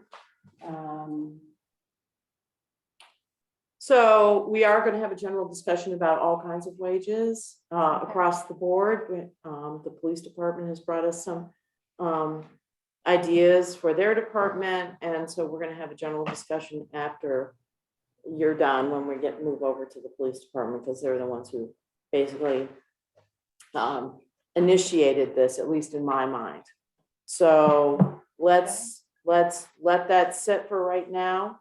I don't want to feel that because you're not giving us 40 hours, you're asking us to pay you extra, because if you had 5 more hours a week to do training, maybe I'm having trouble leveling that. Oh, because I'm going to be training somebody. Well, your job should eventually get better. So, easier, because you're going to have an assistant. And so I don't understand why that would mean that's the reason I should get 13.6. Besides the fact it's everybody else in the building, you're trying to level yourself. I mean, training is not the only reason, obviously. Anybody have any other comments? Okay. Yes. You were saying that it would take you more time, that because you'd be training someone, that would be more hours, but that shouldn't necessarily reflect a higher hourly rate. Those are kind of two separate things. Well, I didn't necessarily say it's going to take more hours, but it's going to take more of my time from, so basically one of the bigger reasons for me needing an assistant, those details won't really be able to get addressed in the way I'd like to see them until the following year, when I can say, okay, here's this stack of transfers, start working on getting those in the system. And that way I can free up to do X, Y, and Z. So what I'm saying is all that, and it's not even with or without an assistant. I really feel that I'm underpaid for the job that I'm doing. That's it in a nutshell. I don't know how else more to say it. And I know that that's a sticky subject for everyone, but it's not like I'm asking for $50 an hour. I've never asked for what other assessors are getting paid. I've always asked for less. Anybody have any questions? Dan, do you have any questions? No, sorry. All right, so let's move on to some other. Sorry, Dan. Right. I raised the postage, my postage level. Basically, when I send out a buyer or seller verification letter, it's over $1 because I'm including an envelope to return. So, And postage, I think, is due to go up again in August. oh, really? Yeah, it's going up in January and then again in August. So we have, yeah, I mean, we have postage for the entire Right, office, I But think is this 950 just me, or is that's not the whole building? 11,000 is the whole building. Oh, okay, so, and I know I spent a lot last year, we just. I think we should add an escalator on that too, because Mhm, I think it's gonna be every 6 months now. The postage is gonna, Legal fees, I left that the same. Computers, what is that? Oh, that's the total, okay, sorry. I don't have my other glasses. I left the 15,000 in the contracted assessor fee as a, just in case. If I need help with something on a temporary basis. May not, it would be nice if it didn't get used. okay, Mileage expenses training, I bumped that to 13,700. And I really would like, and not like, need to purchase a decent copier for the amount of printing that happens. And then just with the grand list, I can't print it during lunch anymore. So I need to be able to do things when I know that I can not have to work around the rest of the building per se.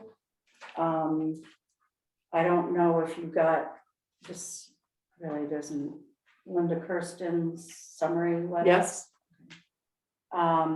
Basically, I buy throwaway copiers and printers to save money, but in the long run, I can't get a grand list on one of those. So I have not researched it, but I put $1,000 toward it.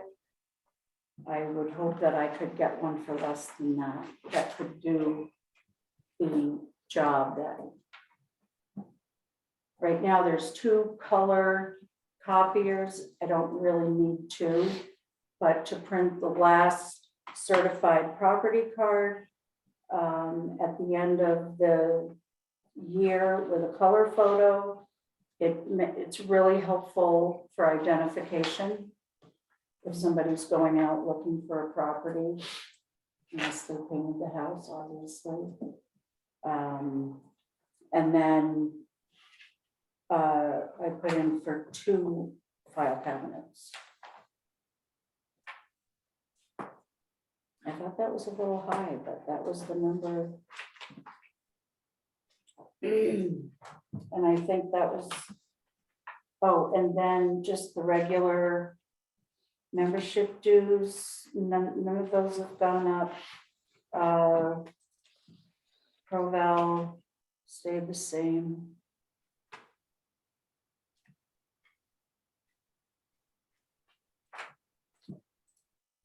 I think that's it. Sarah, Are trainings being done in person or are they online? Are you going to have to travel for trainings or can you do them online? I think right now, I believe they're still online. Typically, trainings don't start until March, but because of Zoom, I'm pretty sure they can be accessed. I think they recorded like new lister trainings and whatnot. It's my hope. So So there wouldn't realistically, be- your mileage wouldn't change because you could be doing most of the training actually Go down. online instead of having to be like on the office. Correct. I mean, it goes back and forth, so there's. How much is the actual, excuse me, okay, yes. what do the actual Marshall Swift cost tables cost? What are the recurring ones? So, You have one number all bundled up together, I'm just wondering. where are you Between looking? what is training and what is the memberships and all the other stuff that you're paying? Right, that all goes under that one line item. I don't have the tables and Proval broken out, but can, Yes. so the cost, I think this is the number possibly for the cost tables. It's Amentum Technology, which is 1,035. That could be like the annual for the cost tables themselves. And then Proval is the 4541. There's two charges that come through from there every year. I could have them reversed, but I don't think. So in the assessors, I'm just trying to get a handle on, so you have these 3 or 4 different programs or systems that you need to use as an assessor in the office. You have Proval, And Nemrick. NIMRIC, the Marshall and Payroll. Well, that one that Linda purchased, that was just purchased for a year.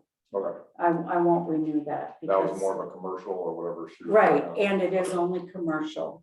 I just was wondering. So the cost tables within the Amentum is Marshall and Swift. It's just that this $1,000 figure is 2000, I want to say 2006 or 7. And the one that we purchased temporarily was 15, I think. So it's a more current.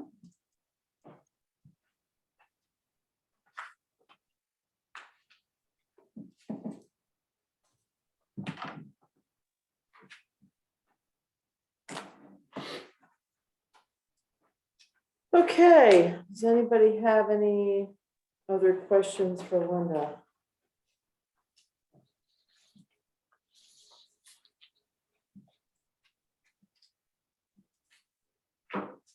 Hearing none. Dan, did you have a question for Linda at all? No, I don't, thank you.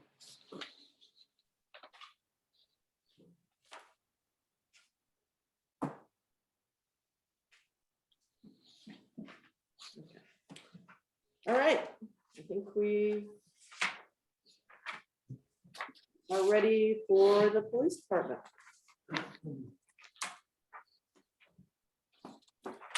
My job.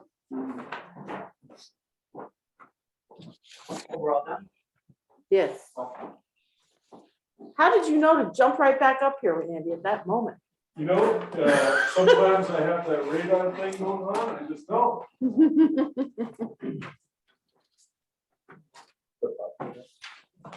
All right.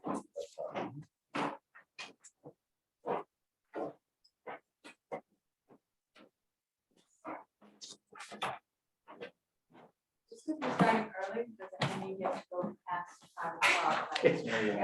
I was gonna ask that. All right. Oh, well. Oh, God. Second meeting was at 5. All right.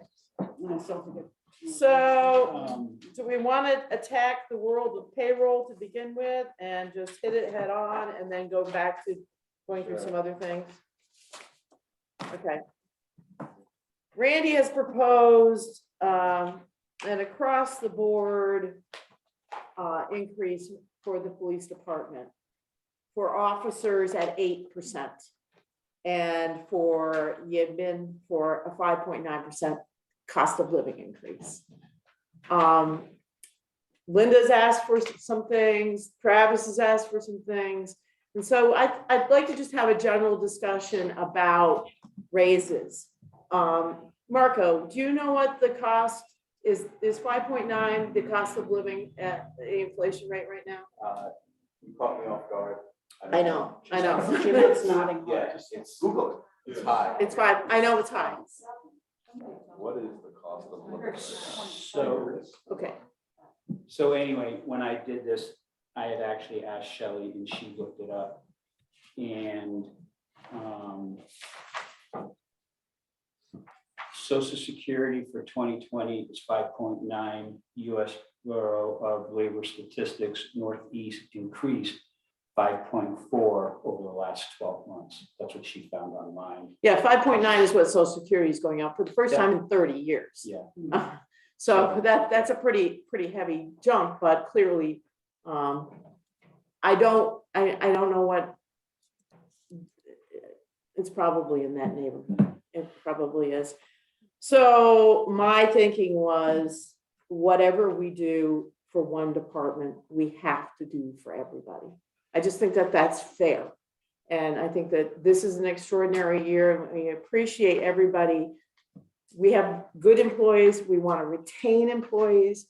We don't want to lose employees, but we can't go, if we start piecemealing department by department, it's going to get a little wacky and people are going to feel upset. So I'm asking what those are some of my just general feelings about it. So I'm asking the board what they feel about that.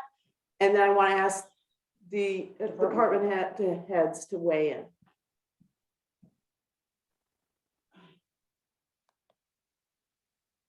I have a lot of sort of mixed thinking about it. On the one hand, I think that we have an excellent highway department, police department, office staff.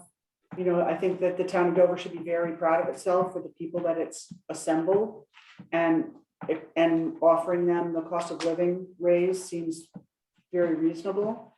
I also know a lot of our taxpayers haven't had raises in a really long time, so it's a little bit harder to go into town meeting and say to somebody who hasn't gotten a raise in 10 or 15 years, you know, these people are going to get this.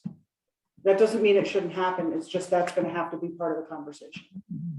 Because people who are paying these salaries are not getting the kinds of raises. Vicky, Yes, Dan. when we were giving everyone 3%, was that based on any survey or anything, or was just Just doing what we could to help? Just been the same thing. It's been the same thing we've done since I've been here, and it's kind of was working years previous to me, 9 years. We actually had a couple of years where we did 2%. It was, things were tough, and we definitely did. So then we went back to 3%. I know that if anybody's read, Wilmington is looking at some pretty hefty increases as well. So I think that we recognize how important it is to have people who are certified, have CDLs, who are qualified to do these jobs. And it's harder and harder to find people to do any jobs. So I think that I hear what Sarah is saying as well. I can't give my employees any kind of raise. I just can't. It's just not in the cards. But we also have the ability to put something out there, and if the voters don't want it, they can certainly amend it too. Because ultimately, we make a decision about a budget, but we aren't the ones who say yes or no. We're all just one vote. We make a decision about what to present. Right, and we need to be able to stand by that. And I think that I'm concerned if we start giving various higher or lower amounts to certain departments and certain people, that is not a promotion, that we set a bad precedence for things.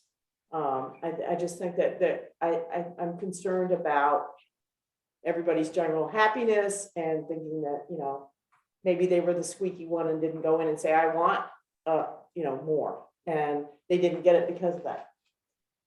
So other board members? Could I ask, if we do a 5.9 across the board, do we know what that translates to in terms of an increase in the total budget? Is there any way to, do you have like just a total line item for salary Not really, because it's by department? It's by department. So we have to break it out. I mean, it would just take me a few minutes to do. Well, maybe we're premature just to throw that. I mean, we're going to revisit this budget next week too, but Scott and Joe, what do you think? I'm in agreement with what you're saying, that I don't believe that one department should get, when we're looking at just doing raises across the board, it's, Randy did a nice write-up that, it is difficult to get people, period. So, and qualified. So I'm in agreement with Vicky that it should be, if we do an increase more than what we've done in the past, my opinion is I say the voters decide. We usually do 3%. They've been happy with that. If we decide that as a group that we should do a little bit more, I say the voters. So yeah, well, it suck because we're gonna have to figure out numbers at the town meeting. So be it. But they're the ones that get to put the voice out. Not me or Vicky, the five of us. It's the actual people that pay. So maybe there'll be more people there because they'll be for it or against it. So that's my opinion. I'm not for just giving an increase. I do agree though, things have to go up, you know, prices of things have gone up, and salaries and stuff, so. I'm not in disagreement that we might be able to do a little bit more, but I'd rather taxpayers decide. And ultimately, yeah, I mean, the voters will ultimately decide. Right, but I'd rather them, But here's my question, then, Joe. Mhm. Are you saying put in 3% and then just hope somebody brings up that it should be higher, or? no, put I in say we have it as 5.9? a discussion. At Well, town meeting. We need to This put is a what number we've in the done in the budget. past. What do you think, taxpayers? Do you believe that our town employees should get more than what we've done in the past because you've been happy with that, or whatever, and have a discussion about it?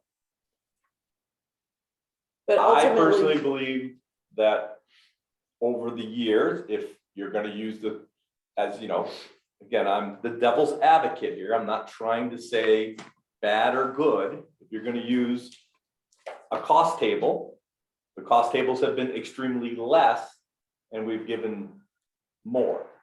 So you've been going up, where other people have been going down, the other public. So when you want that big increase, you've also gotten a little bit of extra off your cost table. So, you know, it all rounds out. The other things that's been increases, you know, that the town absorbs every year that everyone doesn't know about is the health insurance goes up, the FEMA's goes up, workman's comp goes up. We absorb, you know, we don't ever come back. In the big picture of the world, myself as self-employed, I have to absorb that and try and get out of that.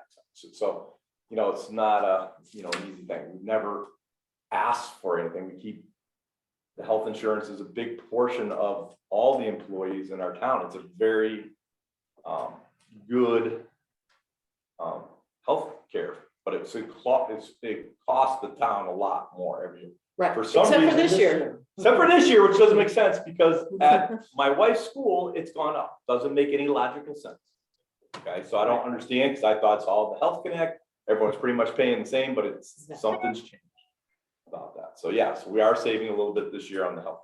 That's not to say next year, you know, all the COVID thing all rings out that it's not gonna increase by 12% next year.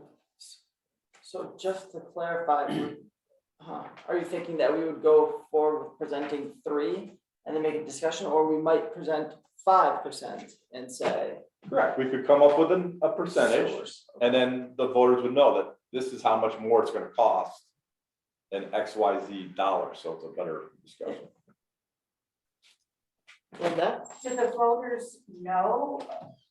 When I look at the town report, I look at the warning of whatever that line item is, saying, will the voters, and it's one huge number, but then as you go further into the reports, then you see that breakdown, but do they really know that that is because it's 3% per se, or could that read to go more in depth of this number is based on, I don't know, I know. a lot I of know at people town meeting, every year I announce that what the The source of increase it. is, and because it's something that is, just, they should know, this includes a They should 3%, this includes a 2%, this includes a 10%, I don't know, but that we always, I think we're very clear about saying that at town meeting.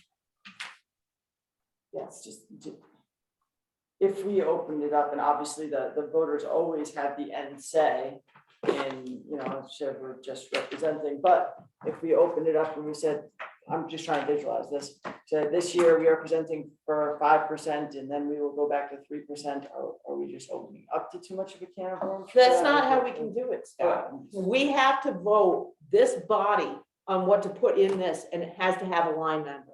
And if we're not gonna support what we put in there, we are not credible. So we as a board, whether you vote yes or no on this, there's 5 members, it's not gonna be a tie. Whatever we put in this, we need to support it. And I think that's why I think that I'm not sure this decision is gonna be made today, because I think everybody needs to really chew on it for a while. I've been thinking about it I read the story about Matt going into the Wilmington budget meeting and asking for a large increase as well. A few weeks ago, you were probably on vacation. And so, but I thought, okay, this is gonna be something that a lot of towns are gonna grapple with this year. And I do appreciate how hard every department worked to hold their budgets tight last year, because I think it was, and in retrospect, for some people, there were a lot more supports last year than there are this year going forward. But anyway, I think that it's something that we really need to think about. And then Andy tells me he's very happy with this 3%. And Yeah, so, so as an employee, and, you know, if you're gonna consider something like this, I'd wanna get together with Jeanette and talk to Jeanette. And perhaps we would wanna have an employee meeting, if it's gonna be everybody asking for the same thing before we come to you guys. But, you know, for myself, I think as an employee, I think 3% is a good way to go. I think on the average, as Joe was alluding to, sometimes it's less than 3%. And you guys don't balk at that, and neither do the people at town meeting. And we wind up on the average coming out ahead. It's generous, in my opinion, even if it jumps. It was similar, I think, in 2008. It was a similar number. But at 3%, the people at town meeting are accepting of that. They don't have to say, oh my gosh, it's gone up a bunch. It's the same steady number, which is also conducive to the kinds of people you want in public service. You want a slow, steady increase. No big ups, no big downs. That's what you sign on for. You're not in the private sector looking to make, you know, a big gain on, you know, some great sales year, and you're not in real estate. It's that slow, steady thing. I'm a big proponent of the 3%. And I wouldn't want to ask for more, because it sets you up for, in my opinion, losing out in the long run. However, having said that, you know, being a police officer, I think, is one of, if not the toughest job in town, especially in the current climate. And if you make an argument that you need to have more money to attract the right people, I'm behind that. I'm not a defund the police guy. I'm gonna spend a lot of money on the guy who has a gun on his head. You know, you want that guy, you want the best guy you can get to be that guy.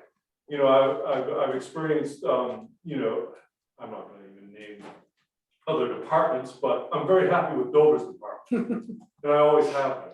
You know, I'm less happy with other, I don't have to look very far to see people I wouldn't want as my town police officer.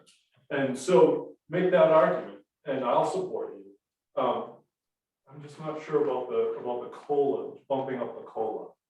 As an employee, I'm not sure that's wise. But if you need to raise your salaries, I'm behind that.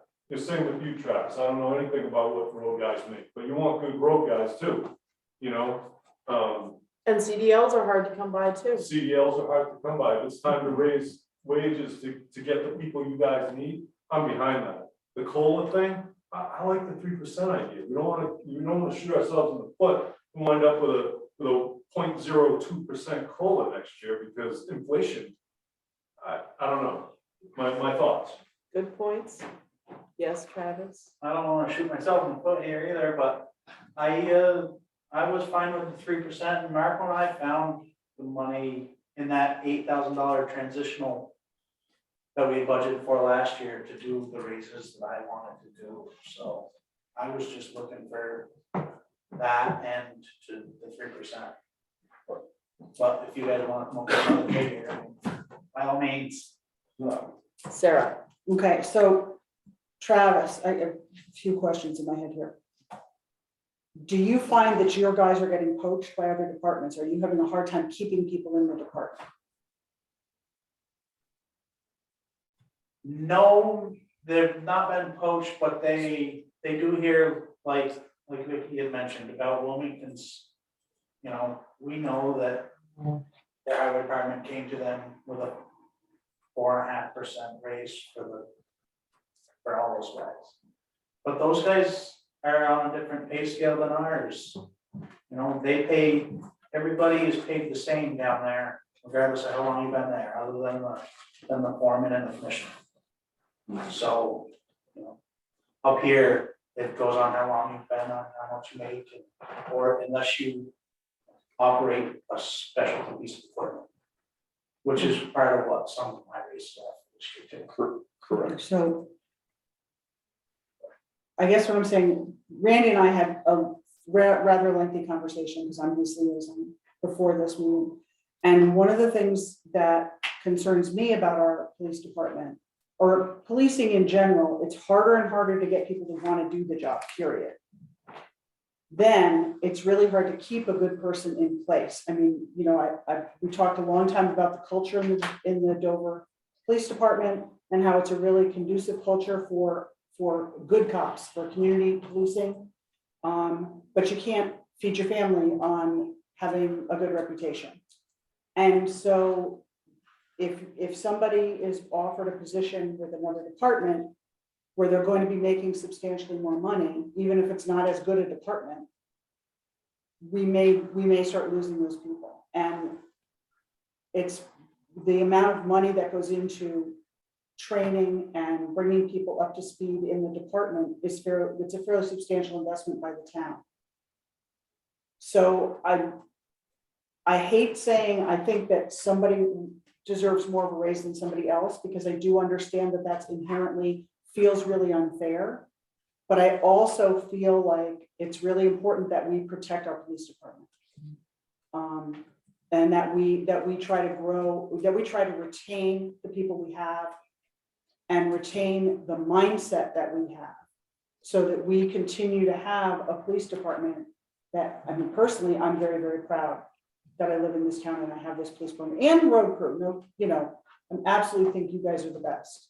You know, this morning driving down to Wilmington, it was much more fun on Dwarfitch Road than it was Route 100. But so I'm torn, because I don't like the idea of saying these people should get bigger raise than these people, but I also recognize the reality of what it is to keep a good police officer in today's day and age, and what do we need to do to make sure that we can maybe find the balancing point between more money and that good community, and so that we can keep the people that we have and attract, when it comes time to hire more people, that we can attract the kind of people that we want to have as police officers in Dover. That's what my biggest issue was, you know, us being able to offer, unless they ran something special, I couldn't offer them comparably to what some other towns would, because there's quite a difference there. As our lower paid guys are, you know, they can go to another town and work and make more and do less, because, you know, we ask a lot of our guys, a lot. So. Marco. You know, for me personally, I'm okay with 3%, because for me, you know, I'm fortunate enough that I can also do delinquent taxes, and that even then that's not a taxpayer expense. In fact, the town recoups money. But for me, somebody who came from the private sector with my background, if I'm gonna get poached, it's not gonna be from another town. It's No, you're be gonna from get the really private poached. sector, and it's gonna be, you know, 3 times what I make. So Right. for me, it's not worth, you know, foregoing any goodwill with the taxpayer and the voter. You know, I'm more than, and with, you know, friends that I know that have lost their jobs and didn't get a raise, you know, I'm okay with, given what's going on in the world, I'm okay with it. But I think you know, the police and the highway, it's a whole different matter. You know, it's probably a lot harder to do police work these days, and even looking at, you know, his guys were out at 4:30 in the I morning. know, well, on and my look at road, climate you know, change, so it's I can get making to it, work. it's Yeah. making it more Yeah, of these so- crazy storms, and so their call outs are a lot. Right. So that's kind of how I feel, I'm not, 3 to 6% is not gonna change my lifestyle, so, but in total, it would, I think that, the taxpayer, the voter can save some money. For me. Really let Randy speak at all yet. No, I just. No, figured I Randy's would- very happy to I have would us go do- No, I back think that this because- is just an important conversation to have, so No, everybody can so- get because this is a real, it could be a cosmic shift in the way we do things, and I think that, everybody really needs to ponder it too. Yeah, so with that being said, I totally hear what everybody said, and I definitely do know that it is not your decision on what we get paid. I do know that it is the voters at town meeting. So that I do know, they have that right to go up and down in any line item. So I know that, and I do know that presenting it to you guys, just like what you said a few minutes ago, is you present what's in there. You're not approving what's in there, because the people in town meeting can say, no, we want to go higher, lower, or whatever. So with that being said, I do get that. So I'm just going to go down through, I guess, my notes on why I'm doing what I did. And I want to see who's in the audience, but anyway, and this is not in my notes, and this is just something that just popped in my mind, so then I'm going to go back to my notes. So in talking with Sarah, and yes, in my notes, I'm going to talk about, police officers in general and what's going on, as you all know, throughout the country. I'm just going to let you know something, and I don't even think I mentioned this to Mike, that there was intel that came through even here in Vermont, that certain organizations were driving around looking to see where police officers live. So not only does that affect the police officer, that also affects that officer's family. Okay, to the point, and I'm going to say it right here because you guys know me, I'm very transparent. I was one of those FBI statistics last year of new owners of buying guns. Okay, because of the crap and the shit that is going on in this country, as well as you're seeing it in Vermont. That being said, I will go into my notes. So the pay study that you guys saw, that was done by Wilmington PD. I was approached this fall, whenever it was, by them asking what we do, and they were doing a study. And I said, if you don't mind, can you share that with me when you get done, because there's no need to duplicate it. I added Winhall. So when you see that hand written on the side, that is what I found out through Winhall. Vicki, then probably, as you know, and I don't know how much you know, because I did talk with Matt Morano as well with this. Wilmington's pay study. So he was originally going in and asking for 12% for his staff. After talking with the town manager and the budget committee, because that's how they do things, they agreed on the 8% for the first year. He's got a pay study that he's putting through. They're going to be asking for 8% the first year, 6% the second year, 4% the third year. That's all on top of COLA. So when I put in 8%, that COLA, this is where COLA for me came from. Okay, so of that 5 points, so basically that's another 2.1%. So I'm even going a little bit lower than say what Wilmington is proposing. I already told you what Shelley did. Those are my next notes on where the COLA came from. Over the last year, we see not only through the country, but also in Vermont, with the calls to regulate, defund, and criticize law enforcement. With that, cops are leaving or retiring early from this career, which has made it difficult to recruit new officers. I know personally that some departments have lost good officers, and they have also lost their police chiefs. Okay, because of what is going on in this country. And they're being hard. And if you're watching the news as well, all these places throughout the country that have defunded the police, now they are actually spending a lot more money, just try to, because they realize it was dumb, even though there's some that are still doing it, that they're actually even now starting to have to spend more money to try to get back to even close to where they were when they defunded the police and they lost officers. I mean, you're seeing it, states and counties or whatever are just, they're doing them. So that's also happening in Vermont. We've also seen because of this, that agencies, including Vermont, are offering incentives to stay with higher pay, and they're actively trying to steal from other police departments. That's happening here right in Vermont. Okay, and they're doing that.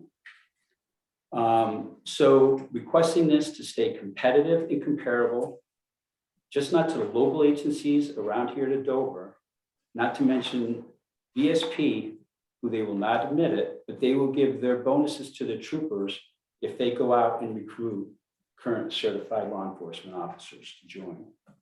They say they don't actively do that, but they do. Also, look at what other states are now offering. I just said this, to get law enforcement from other states for how much it's costing agencies, I said that as well, defended the police to try to get back. Just at a Chiefs meeting yesterday, it was brought up how Vermont, the state of Vermont, is advertising to offer people money to move here and to come to work here. Okay, in any profession. However, law enforcement was not part of that, in that. If you look at what Vermont is advertising, that is not part of that. VACOP, and in case you hear me say that again somewhere, VACOP, what that is the Vermont Agency Chiefs of Police. VACOP, VACOP. Okay, with this, they've been in touch and are actually going to be meeting again with state officials to get law enforcement included in that, to try to make some kind of help to get law enforcement, because it's happening. I mean, just look what's going on. That is kind of in short. You guys mentioned a lot of it. I totally get what you are saying with, that you kind of feel like you have to do what one department to another department. Sarah and I talked, she's already mentioned, I think a lot of it, don't need to go into that. As you guys know, in my almost 40 years here, I'm for whatever any employee in this town can get, or what any department head can get for their employees. I also feel, and also talking with other chiefs and throughout the state, and you see it, that there's departments are different, and I hate to say it, but you do have to treat them differently, because of that. And again, I'm very transparent, and I don't want to, I should just stop, but I won't, well, and I won't, and you guys know me, but in all due respect to other people here, highway departments, and stuff like that. So in the way the culture is right now, I mean, in law enforcement, and it's been talked in chiefs meetings and stuff like that, the way the younger generation is, what do you mean I got to work nights and weekends and holidays? Okay, so when that happens in any other department, okay, if that happens, that's usually at somebody's overtime rate. Okay, for a police officer, that's happening at their regular wage. So you kind of almost have to look at departments different. I mean, I say here and I go 8%. You want to give them 8%? Anybody else? I don't care. I'm for that. I'm here to, to fight and try to give statistics and try to help out, my staff, because I can tell you my staff has been approached. Okay, they definitely have.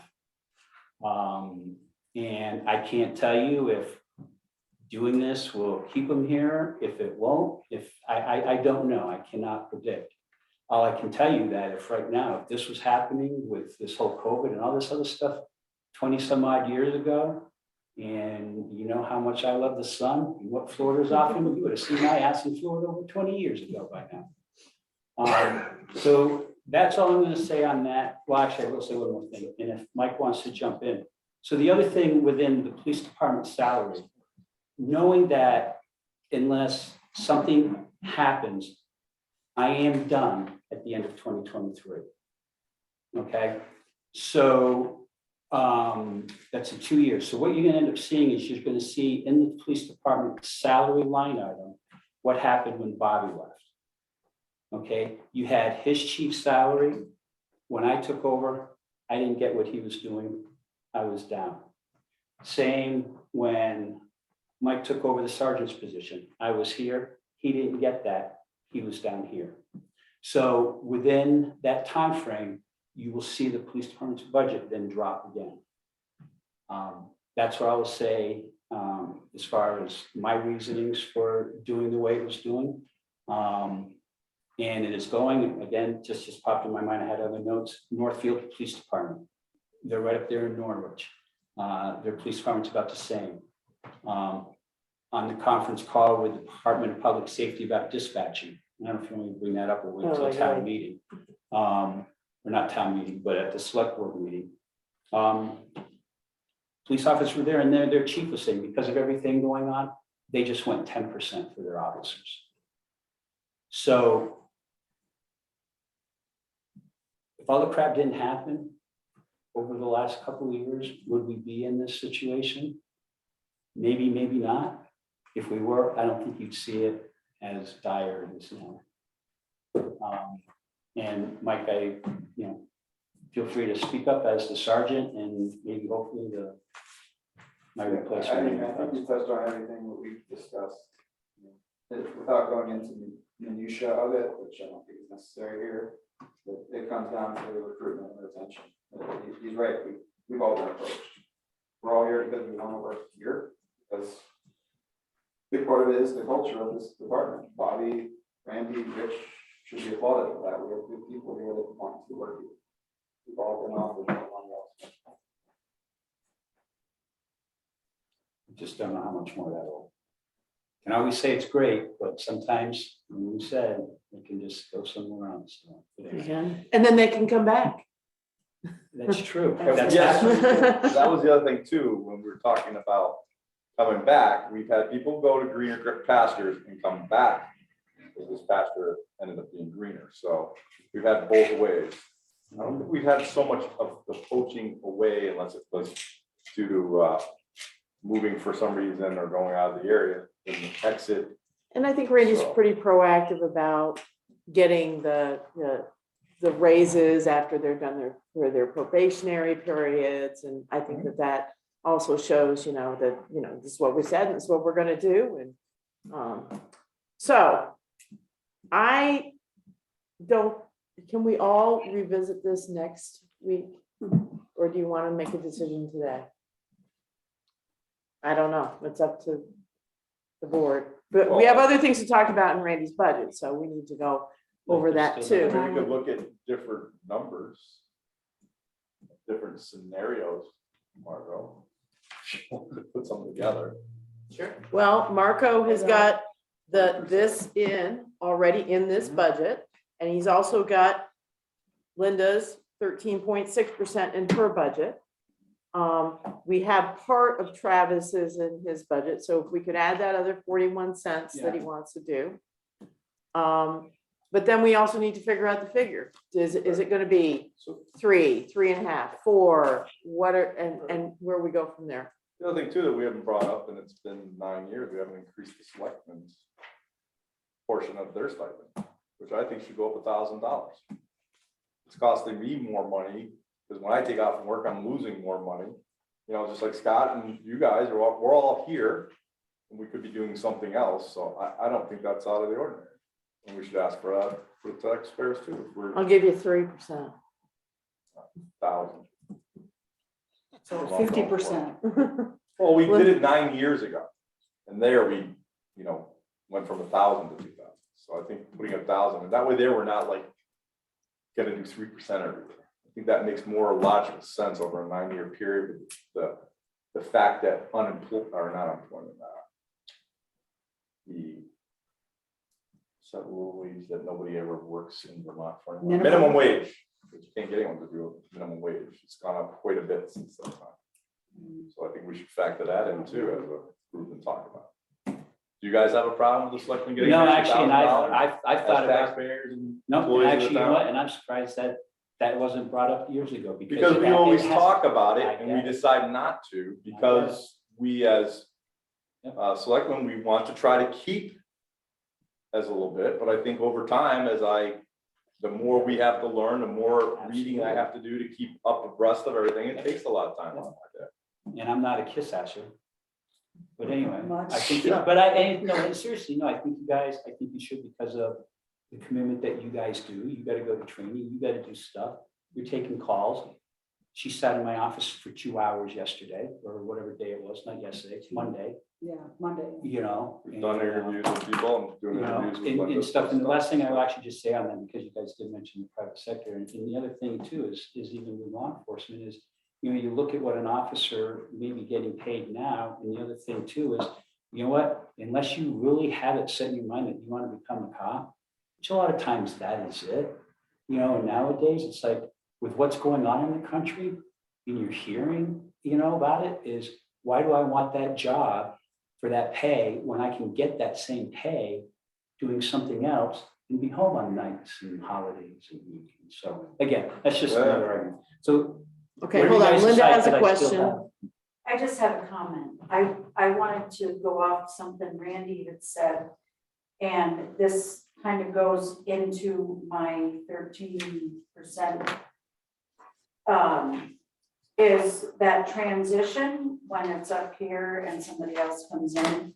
My transition was from a board of listers that was an elected position to an appointed assessor. So there was no research done at that time as far as what should that person be making. And I know Randy really, not this Randy Turk pulled a number out of his hat to say, okay, you can start at this and then we'll revisit it. That's never happened. And I know that as an appointed employee, I'm at what, 6 years or so, but I also have 6 to 7 years of experience prior to that, which I don't think ever gets factored in because it was elected. I still had to learn the work. So that was just a point that I thought of when he was talking. Andy, Another thing I just thought I'd mention has to do with your role versus the people's role. It might be that, you know, you guys are remembering me asking people for a raise. I'm an elected official. I'm not an employee. So you're not the ones who set my salary. You don't give me a review. The people give me a review when they elect me. However, everybody else is an employee. You're in charge of their review and you're in charge of their salary, not the people.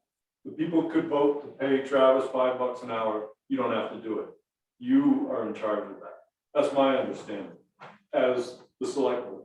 You can ask for their input. But it's not, if you're remembering what happened with me, it's fundamentally a different situation. Just so you know, when you put it in front of the people, if you put it on, if you choose, and a lot of towns don't, but if you choose to do that, that's advisory. You're in charge. right, but as part of the budget, I want to have a budget that we put in the town report and present to the voters. And I am prepared to stand up and defend everything in it. And I have to be able to do that. I don't want to throw something out and say, well, if you really want to do this, that's not, to me, that's not our job. Our job is to make the hard, and this is a hard decision, on how these things go. And then when we get it there, we need to say, this is why we went through a thought process and this is why we did it. If any, you know, and lots of times we offer that information even if people don't ask, because they don't know to ask, you know. So I agree, it's completely different, I mean, and you fought for it, you defended it, and obviously the voters agreed. But I think that, you know, this is, I just want everybody to think about it long and hard, because this is not an easy decision, and I don't think that we need to make it today. But I'm not hearing from the rest of the board. I'm not ready to make it Okay. today. Dan? I agree, we should think about it. Okay. So, saying that, can we move on to the rest of your budget? We can, so, as you saw in my notes, so sticking with the salary line item. Because as you remember, I just had it here, in that I sent out to you guys in an email. But anyway, back when Jason left on part-time, I mentioned in the meeting that I wasn't sure if I was going to continue with a part-timer or super full-timer. And you said budget. So out of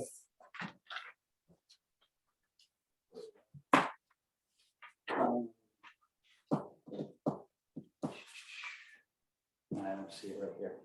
So out of that, what is it, 50 some odd $1,000 in my salary line item, that it went up. That includes 20 hours more of. Yeah, an employee. so I actually have it right here. So 25,110 of that is to add an extra full timer. Because To convert a part-timer to a full-time. right, yep, because we already had $23,769.93 per year for the part-time.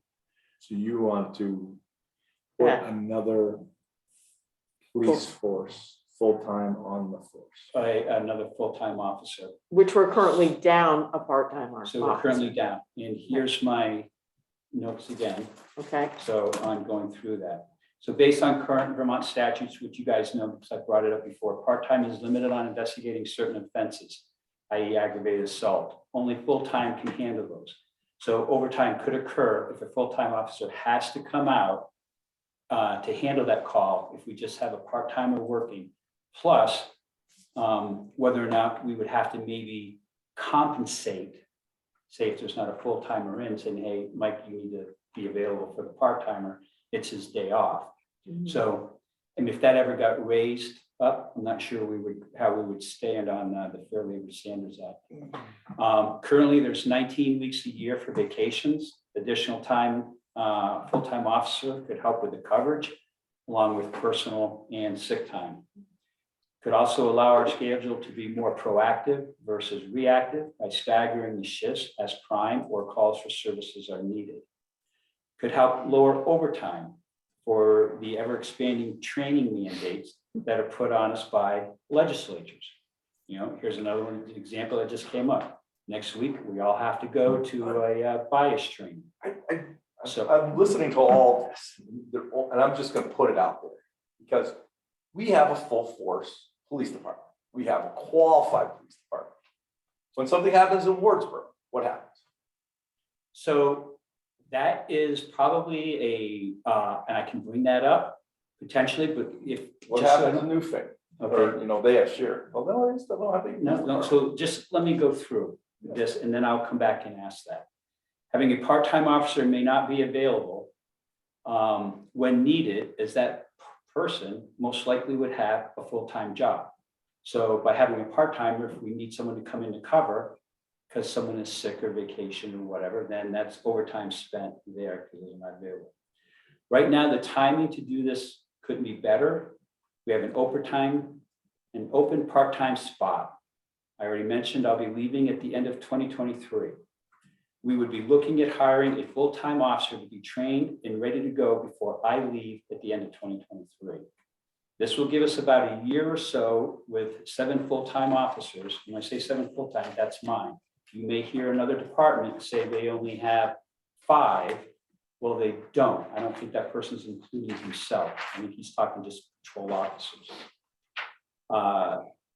To see if having 7 full-time is more conducive for the town than 6 full-time and 1 part-time. If we see that this is not needed at this time, then we would hire a part-time officer when I leave instead of a full-timer. Since COVID, we've seen more people moving and living here into this town. It's growing. I think Andy mentioned it just by how many things they're doing. Plus, not sure what Vail has in mind or what having them here will have an impact on us or not. That goes for all town services. And I already mentioned lastly, before about the salary line item going down. To answer your question, what are other towns doing? That's a good question. And you know why? Because the way that Vermont State Police is,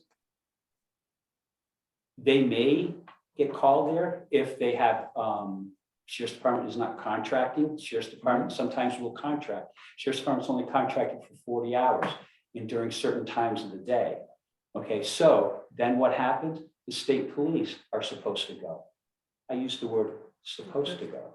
Okay, there are times we run over to Wardsboro because they can't get anybody. Wilmington is going into other towns. They can't get anybody.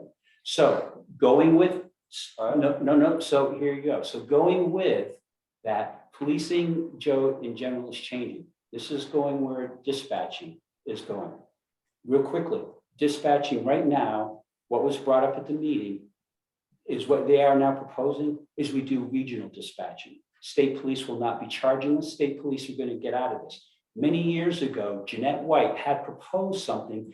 There you go. And this is why I'm thinking this is all going to come around. Policing is changing. I'm not saying what I'm about to say is going to happen, but a few years ago, Jeanette White had proposed that the state police, okay, do nothing but major crime in interstate highway work. Right. That towns be responsible for their own policing.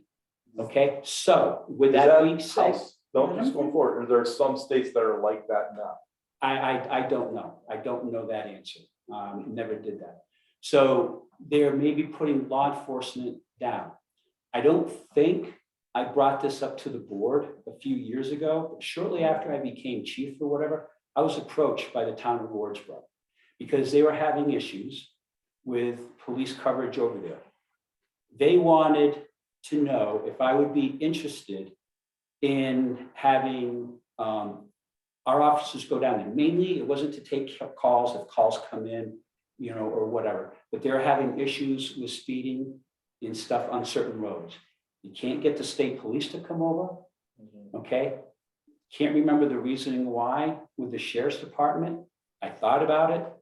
I said no, was not interested at that time. Where policing is going, am I saying right now, is there a chance? Who knows? Is there a chance if we get this? Right now, Wilmington is doing some kind of a contract, I believe, with Whitingham for certain things. So I'm not saying, this is not the reason I'm going 7. This is not the reason I'm going 7. But you know what? My officers are also, and Mike, I would like to interject here too, if you can, because he knows more about it than I do by being the sergeant. But there's a lot of times that we are jumping over the town line to handle calls in another town because they can. One, our department, because of who we are, and he can bring something up if you think it's necessary about what just happened recently with I don't necessarily think that's. okay, but anyway, no, I get it. But I want to go. So Yeah. we jump over to Stratton and deal with something because Stratton's got nothing. So this, Right, or down in. this is where I'm going. Yep. Okay? Yep. Is we have someone up at the legislation on the school fighting for us to have equality, at the school level. Doesn't seem like there's equality from town to town with the amount of policing they have. So maybe we need someone to, listen, legislators, if we're gonna go over and help Wardsboro, or because you can't do it, there should be a reimbursement program for that. We shouldn't bear the cost, okay?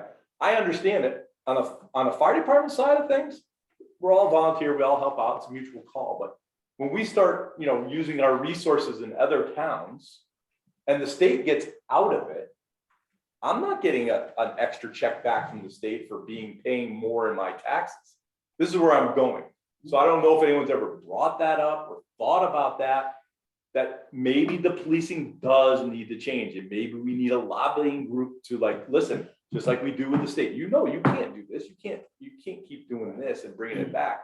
That it would afford us to have a little bit of what we all call the buzzy fund. Maybe we need to have the whatever fund, you know, to not fight back, but like, listen, you can't just put the burden.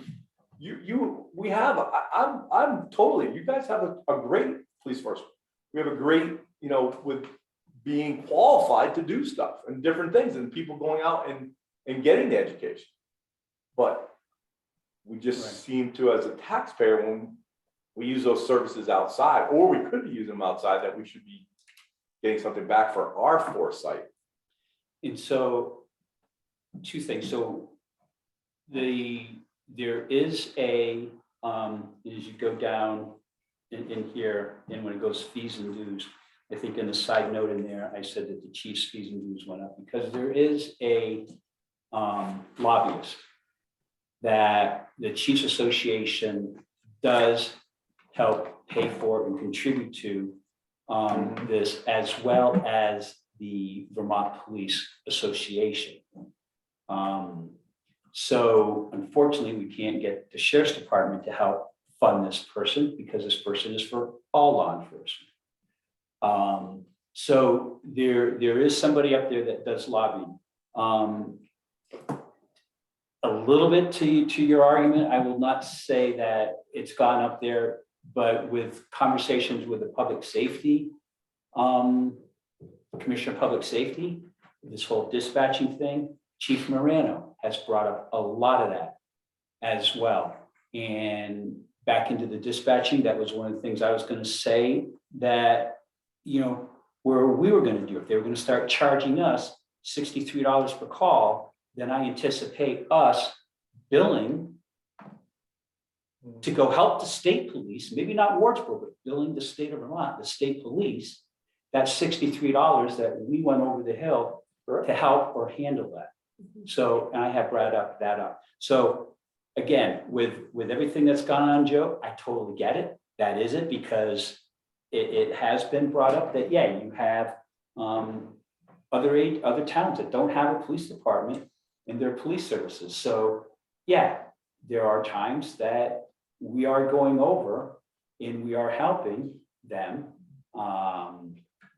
you know, to help protect life and property until they get there, if they get there. I'm It's gonna just just that stop there. over the years of working with you for 9 years, Been is here 9 all I years. ever see is legislation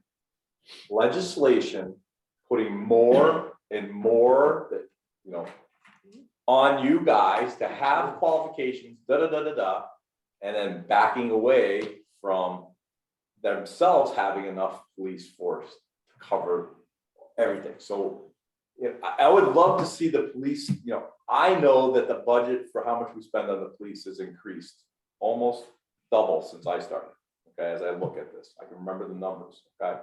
Because it's cost more for the car, for the uniforms, you have the tasers, you have this, you have body cameras, you have, you know, it keeps costing more to Onboard outfit. computers. Everything, right? I'd love to see what the state police were spending 10 years ago, what they're spending today. I guarantee you it's probably less. Well, they it'd be great. consolidated their barracks, and that has made Exactly. the Save. bad response times really.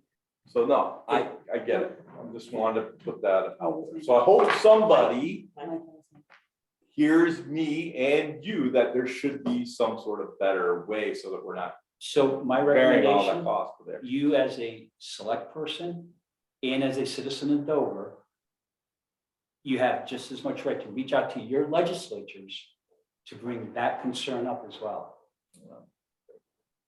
Mike, did you have a comment, question? Yeah, so what Joe's saying kind of ties into part of what I have thought about with this, is the officer safety part and giving another full-time officer. Doing the schedule, it would allow me to put more manpower where we need it, which is night times right now. Because state police is very Correct. far away. In the 13 years I've been doing this, the response time and quality of that response, even for our own backup in town when we need it, has gone down drastically, let alone when we're stepping over the border. So my night shift guys are telling me that officer safety is an issue. They're out there even more alone and more isolated than we used to be. And I work 20 nights and that's how it was. So I would be able to spread those hours out with another full-time guy to cover that, to make the officer safety. That would make them more proactive. That means we be able to accomplish more on those dangerous shifts where we're working by ourselves currently. Does anybody on the board have any concerns about the plan to go with a full-time officer? The state just, like Randy's told us in the past, it just makes it more difficult for scheduling purposes, that something happens and you never know what's gonna happen, just makes it, it's just, It's like education. you gotta too. have. Teachers have more and more and more requirements Right. put on them, more training, more. But I Yeah. think that your timeline and how you laid it out makes a lot of sense, Randy. So I personally don't have any problems with that. And I think you'll get a more dedicated, better quality, full-time candidate than you will. And I meant to bring this up because I just also found out yesterday, these are the notes up here. So right now, they haven't officially posted online when the next full-time academy class is. Usually it was always in February and August. Right now, there's one going on because a lot of things obviously got pushed due to COVID and stuff. I did find out yesterday that tentatively, only tentatively, because things can change, the next full-time academy may be in March of next year, and then the following one would be in, August or September. So, and again, going back to the, Undue markup. going back to the budget, Got a budget cut. the voters approving the budget. Even if you guys said yes, go with a full timer right now, there's no way I can get somebody in to the March one, because, Or you might be able to poach somebody. well, Maybe. that could potentially be. So, and I can't remember my professional memory if we've had this discussion, not sure which way you guys would go, and I don't know when I would start advertising that. I will tell you that because some people know that Jason had left. I've had an application come in already for someone who would take that part-time spot. It is a local person. I never could put a name with a face. I'm not going to say the name in public anyway, but no, I wasn't going to. But I didn't recognize the name until I saw the face. This person may be also willing to go into a full-time if we did that. I also had another person locally that was only interested in the part-time and not the full-time, but no application has been. So if you say, I don't know how to ask this, if you say yes to go with the full-timer, are you telling me to go now? Because again, not sure where that's going. That's $25,000 or say that's, Well, Jason's off the payroll, and He is, he he pulled is. back a lot of his hours too, hadn't he? It seemed like his he. last he- few yeah, pay warrants he were had. pretty thin. So, well, yeah, and so actually right now, yeah, I mean, if I went with somebody full-time now, do I have some money in the budget?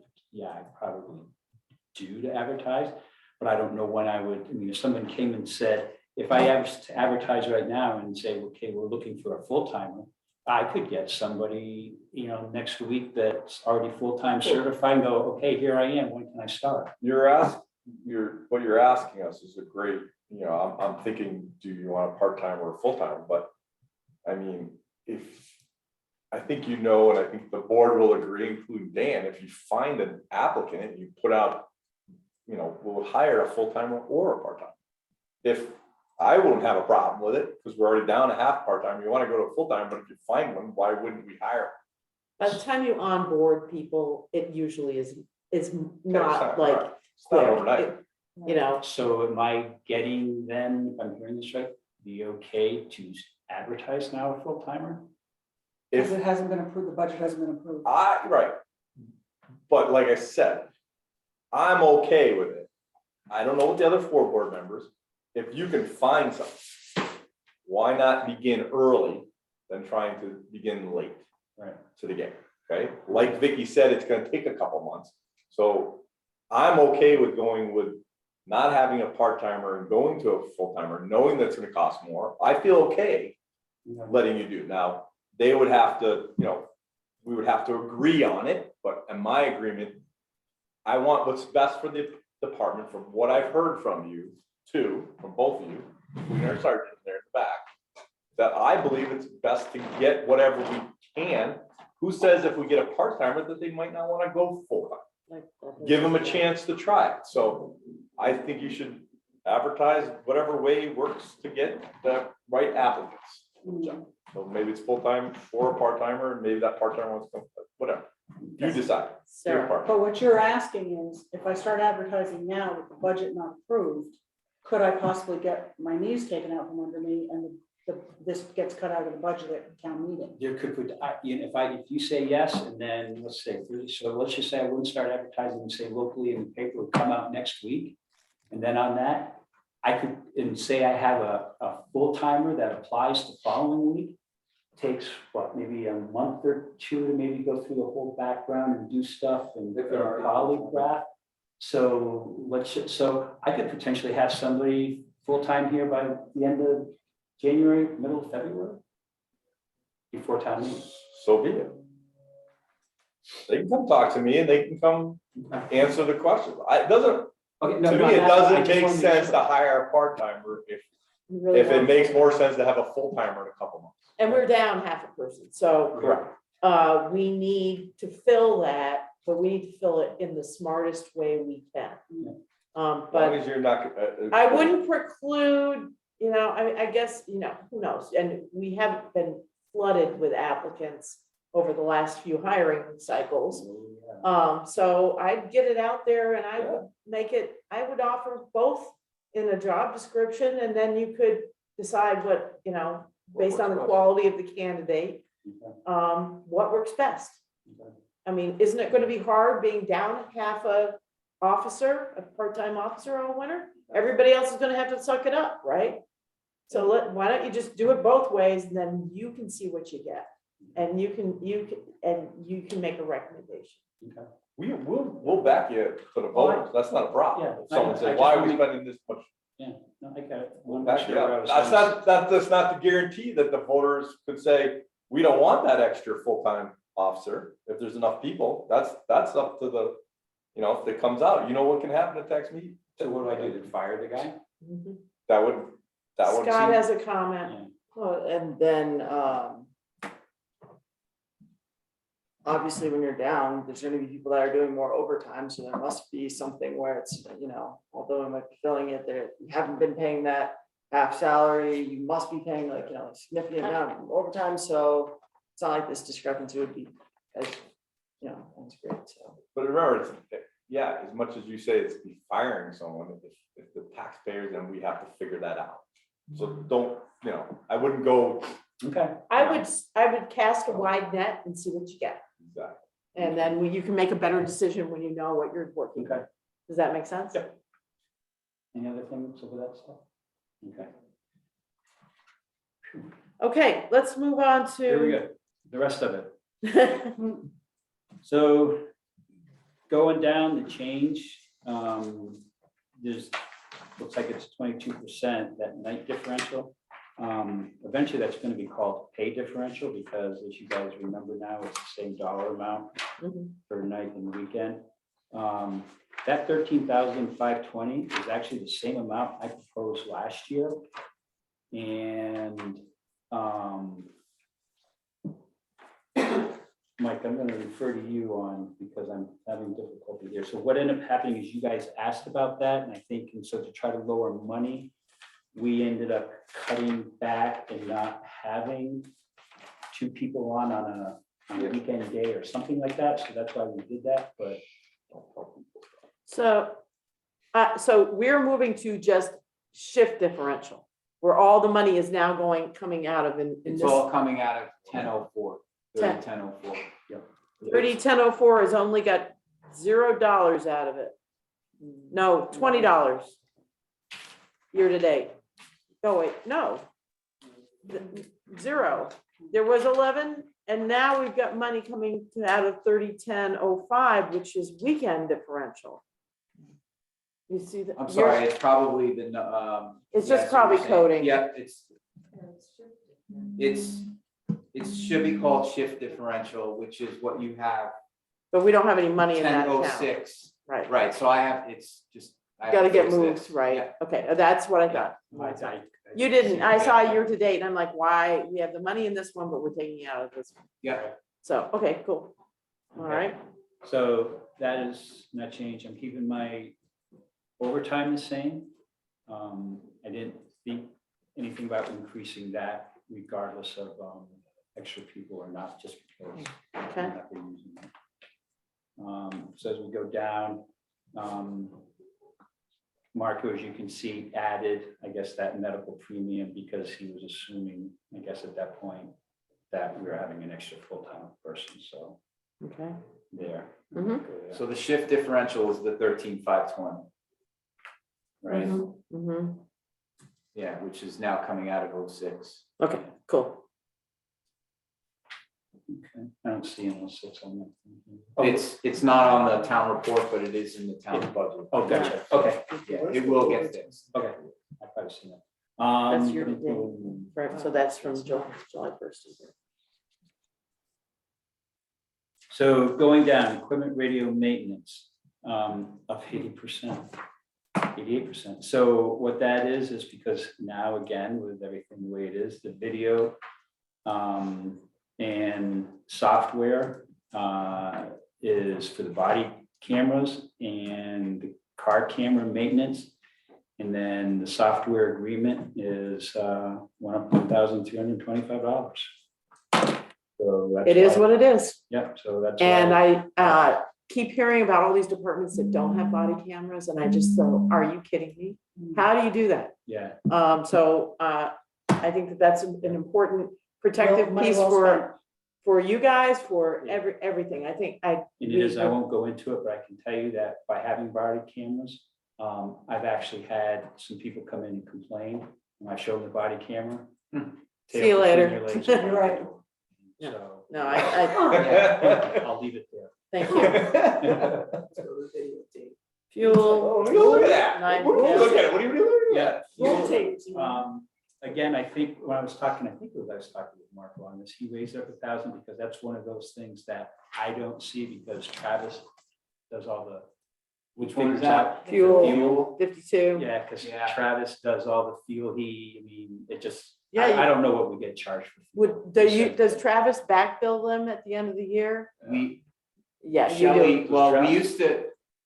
they used to keep tabs of gallonage by hand, but now the new Right. pumps. Then we tell can, us. then we can So even, once or twice a year, we do a journal entry to move it from highway to.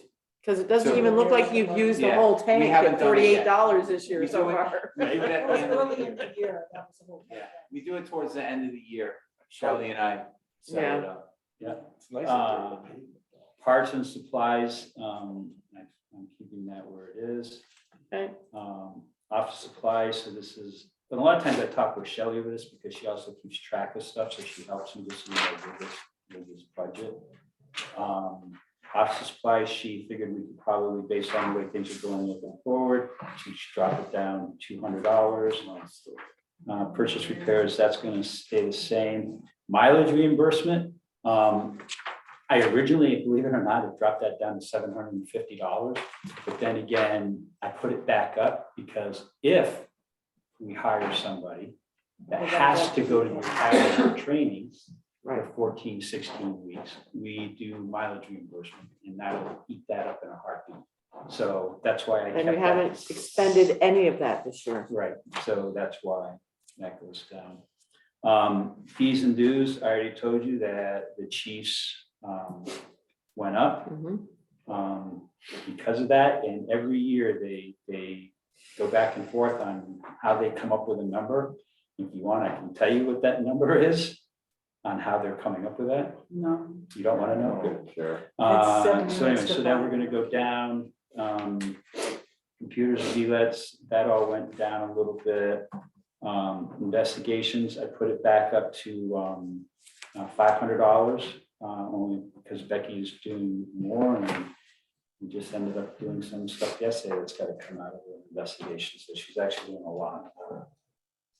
training fees, all the other stuff, associated costs, I dropped that down just because of looking at the past. I don't see that changing regardless where we go. Of course, dispatching jails, stay the same, special services. Just dropped it $50, just trying to drop a little bit here and there, knowing what I was proposing.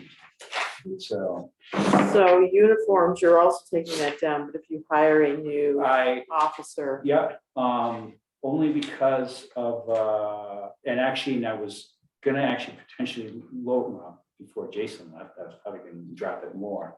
But going over with talking with Mike and stuff like that, we've, can just order some stuff as well, so. I figured we could get away and drop that. How many police cars do We have 5, and I'm not asking for another one. they have? So you share. So if I go another full timer, I'm not asking for another cruiser, but that we Just figure it out. Share the we vehicle. would be sharing it out. Good answer. That's why sometimes if you come, I don't have a cruiser, I'm driving my truck back and It's all forth. right. We'll pay you mileage. Yeah, I know. We'll get you like, Cheaper than buying a new we'll van. get you something on the side. Okay. Pay for the You can maintenance. pay me to Hey, ride we're my motorcycle. ahead of schedule. This wasn't supposed to start till 5 Oh minutes my ago. Yeah, see? So, Going down, of course, all that's all grant stuff, so that is what it is. The stuff under police building, a lot of that, again, I don't know what it is, these numbers come from, Trust us. trust us. yeah, these guys, the telephone, I don't even know what we. Yeah, You're not You're- alone. Yeah. Yeah. all the telephones are high and, So and here's a question for you, I'm not talking about, I'm just putting it out there. Every police officer has a cell phone, right? As a what? Has a Cell cell phone? phone. Yep. That's paid for by the department. No. No.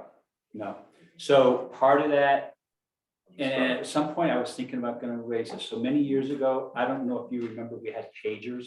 oh yeah, So we had pagers. So when we got away with the pagers, so back, Bobby actually tried getting, Bobby had a cell phone that himself, and then he bought 2 other cell phones for the patrol officers to use. Mike, correct me if I'm wrong here going forward with this. As it turned out to be, officers had their own cell phone. So now they're carrying 2 cell phones. A lot of times that cell phone, the 2 of them never left the office because the officers just soon use their own. So what I did was, and I have it over there, I think we were doing, I think $2,000, I think, was set aside for pagers. So I'm just using 2,000. So what I do is every year I send, at the end of the, in June, I send a memo to Marco to do a reimbursement to my officers that come out of that. And they basically get about a $200, I think it was 250 last time. 250 last time, that I give them $250 stipend a year to use their own personal cell phone. Okay, so back up. Yep. So how many cell phones does the police department have numbers? How many numbers do you have for One.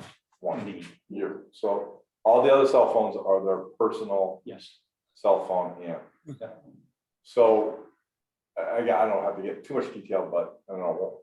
So what is your direct communication with the police officers is via the radio most of the time when While they're in they're the police working? car? While they're working? Yes. Okay, I would dispute with that. At this point, it's more our cell phones. Is it? Okay. We get calls from dispatch here to our cell phones more often than we do over the radio. so that's, Okay. so I'm not thinking for this year, but I'm just wondering. I mean, I don't know, talking to your police officers, if they're okay with using their own and doing the stipend, I'm fine with it, but I don't know if that number ever crosses over to where they don't want that number being. You know what I'm saying on that? So that's my concern. Or would it be better for you productivity wise, because I unfortunately had where I needed to use the police department this year, not that I want to. But that, you have to call to the office. Would it be better for you productivity wise to have a designated phone number per officer that would be, so you prefer just having the. So then I'm we would just be asking, carrying I'm two just- phones again, you know? Well, no, I That's see what you're saying, self-service. but there's a reason why it goes through dispatch and that's helpful for us. They can filter things out, they can get the right information while we're in the middle of other things sometimes, depending on the situation. But with regard to our numbers getting out, most of us are pretty good about, like when we make calls, we mask our number. We don't give our personal cell number out to people around town very often, just because that can cause headaches. So if you need to reach me, here's my card. It goes to the 2020 number, which somebody always answers 20. I'm just asking to make sure it's working Yep. well for the department, that's all, that's, if it's working well and everyone's communicating and no one's having any problems. And I thought about raising that. I have a dumb question as a citizen, like, does your phone ever like become like evidence? We have to. So, Put it in. yes, that is the other thing that they have to absolutely be aware of, that if they start taking photos at a scene or something like that, that their phone can be Yeah, just, discoverable. Right. So, yes, that is. I mean, there's so they're all many aware of that. like cheap phone plans out there, like free phones and, You know. There's two schools of thought on that, Yeah, and no one's ever asked for my computer when I put it out an affidavit and give it to the attorneys. No one's ever asked for my camera when we take the pictures off of it and put it on the desk and it goes with our case. Most legal experts think that cell phones of police officers are not going to be subpoenaed or confiscated That's in just- cases unless you're doing something. it's just because I watch too much TV, so. Well, no, but no, it's a good Somebody point, and thinks you're potentially filtering could it pictures get brought before- up in front of a judge, Somebody and the judge thinking you're- orders it? Picture, you're I mean, filtering a picture. absolutely it can be, I think, what Alright. Mike's saying, the way technology is nowadays, and people doing that, it's not. I just wanna make sure whatever way it's working, works on that end. Yep. So anyway, so that goes back down to the page of cell phones, fuel heating. Fuel is gonna go up because we put a increase on it because it's, Yeah. Because it is. we're just, It just is. it just is gonna go up. Uh, Sorry. For all of us, everywhere. I mean, right, well, we should have pre-bought everything for the. Yeah, so we're doing the pre-buy that we've expended plus a little bit. So what you have is probably. not- 25.95 is what I've got as year to date.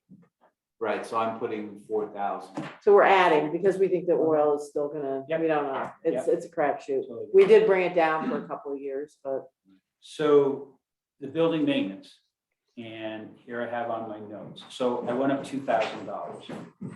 So obviously, as you guys know, the actuals for 2021 was 8,400. That's obviously due to the over that we had. Because I mentioned this stuff to you guys and you said, well, just take it out of here instead of some other fund that I guess was out there anyway. So we had the odor, the garage siding because it was falling apart. And then plus we had a pipe leak in the cell that we had to do that. So not knowing what potentially could happen to this building again, I raised it 2. I'm okay if you guys want to drop it back to 5. So I'm just going to give you a little history since it's not here. So you have 2021's actuals of 8,000. 2018, 2019 actuals were 3,300. 19 in 2020 actuals was 4,600. So last year was because we extraordinary. had those issues, I went up 2. I'm gonna leave up to you guys. If you want to keep it at 7, because the way everything is, you want to go back to 5 and let's hope and pray shit don't hit the fan. I mean, I'm gonna leave that up to you. I don't care one way or the other, what you want to do on that. Well, since we're putting a fuel up with 1,000, can we drop it to 6? You can go back to 5. I just don't think care. that, Yep. Yeah. things happen and Yep. you just don't know. You don't, and that's why if you want to go back to 5, go back to 5, and let's hope it doesn't. If it goes over, it goes over. All right, so. Every 5. year I ask Dave to come around for the Capitol building and see if there's anything, so. You have there is that emergency building fund. that Right, sometimes I don't right, think we do. use Enough. Yeah, and that's what Right. they want, they didn't want to Certain use it things. last year with the Right. over, Yeah. that's why we did that, so. So it's up to you, you want to drop it another top, go back to Well, 5? Margaret just put it down to I 5. put it to 5. Oh, there you go, Yeah, There you and, go. but, and fuel went to 4, so, Yeah. there you go. the fuel oil. So that is my budget Okay, And I am not done because I just want to throw this one other thing out. This is not there. This is something, I know this is gonna raise some heads, turn some heads. You'll probably Raise some notice, maybe it eyebrows. was already in the paper because of what Wilmington did. Or is gonna be asking for. This is also something that is happening. I had this conversation with Sarah, I'm going to say it again. Some people are gonna sit here and go, Randy, you're doing this because you're retiring. Anyway, health insurance for retirees. Okay, Wilmington talking with Marino. Wilmington is proposing that. Okay, from my understanding with that is, I think his budget people and that said, put it off one more year.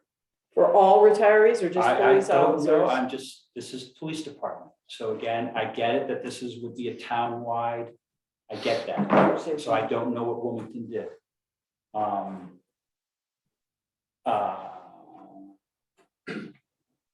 Anyway, surrounding towns around us, Bennington PD. Now, again, a lot of this stuff that for insurance for retirees, and actually when some people actually, oh, you're retiring, I go, yeah. They go, what's your biggest concern? I go, obviously like other people, insurance. Well, what do you mean? Town doesn't pay you guys anything for insurance afterwards? I go, no, never have. So some citizens in town are kind of shocked to hear that to begin It's with. because they come from towns that are bankrupt and the money they Yeah, have to pay. so anyway, And they're. Bennington PD, they 50% of a single plan is what they offer their retirees. Now, obviously, the retirement goes more or less hand in hand with VEMR's. Okay, in other words, like Bill Mance just retired. He was only here 5 years. He's not going to get health insurance from us. That makes no sense. I will never support anything like that anyway. Bennington PD, 50% single plan. Morano told me that when he proposes it, he's going to be asking for more than what Bennington does. Winhall, 55 and 20 years consecutive service, full-time, gets 100% of a single person plan, or 80% of a two-person until the age 65 or is eligible for Medicare, whichever comes first. You retire at 62 in 10 years consecutive service, full-time, 100% of a single person, 80% two-person to the age of 65, or what is eligible, or whatever comes first, until you're eligible for Medicare. Why don't you just wait to retire when you're 65? What's that? I'm gonna be well after over that, you know? Believe me, I know. Let's So- make that mandatory. What did you say? So, I don't know, Let's So. make that mandatory. make that mandatory. So I'm throwing that out there. I would really like you guys, I'm obviously not gonna make a decision now. Maybe you mull that over, whether or not that's a town meeting thing, however you guys want to approach that. This was something that, believe it or not, I was actually gonna probably bring up over a year or two ago, but the way things were going with COVID and stuff like that, because I already know that other departments are doing that, and stuff like that, that they are doing, because you get people that have put in 40 some odd years, you know, and stuff like that into a town, and then, you know, the appreciation and stuff like that, so. I think that is Is a there a- conversation we ought to have. If we could have it as a non-action item, just to have the discussion this year about it and get the pulse of the voters. Yeah. Um, So, Because in all fairness, we're not actually talking about a large number of people who would even come close to qualifying. And the idea of rewarding longevity Yeah. in a department is really Yeah. a positive thing. yes, and it might help retention. It'll help a retention, tell you but what. the But budgeting purposes will be. Well, budgeting purposes, you'll have 20 years warning. so Yeah. I mean, seriously, they'll have to have been here for 20 years before you give them any. You could also, you could even build a fund for it, Right. you know, a little bit every year, you know, that could. so, yeah, and it isn't forever for the employees. It's until they get Until they turn it 65. Right, it's not for the So it rest could of be their like lives. just basically Up a to bridge. Medicare. Yeah, it could be a bridge, yes. So I think we should probably get some more ideas about that and have it as a more, like, I think A it's one of broader those that we conversation. need to say, these are some of the things that we're thinking about. And it was brought to our attention that this would be a way to retain employees and I think that, but I'm not sure that I want to do any action with it this year. Totally get it. But that still gives you an extra. Randy, am I too old to become a cop? No, actually, not, as long as you can pass all the. Can you pass the stuff. physical? So, Probably not. yeah, I know, I It's the psychological. that we're gonna have a so the problem last with. thing I'll bring up is, do you want me to talk about the dispatching at the select board meeting? Yes. If you want to put that on the agenda, it should be. Maybe we'll get in the paper about that. Do we have a big agenda for this week? Oh, please. Okay. I'm s- I think that, yeah, I think it's something that maybe more people, we have nobody from the public here. No, I. It's get it. not, you know, No, totally. I wasn't anticipating, I was throwing that out there, again, and I can tell you what, because in the past, some people do actually, they actually look at a town's benefit package.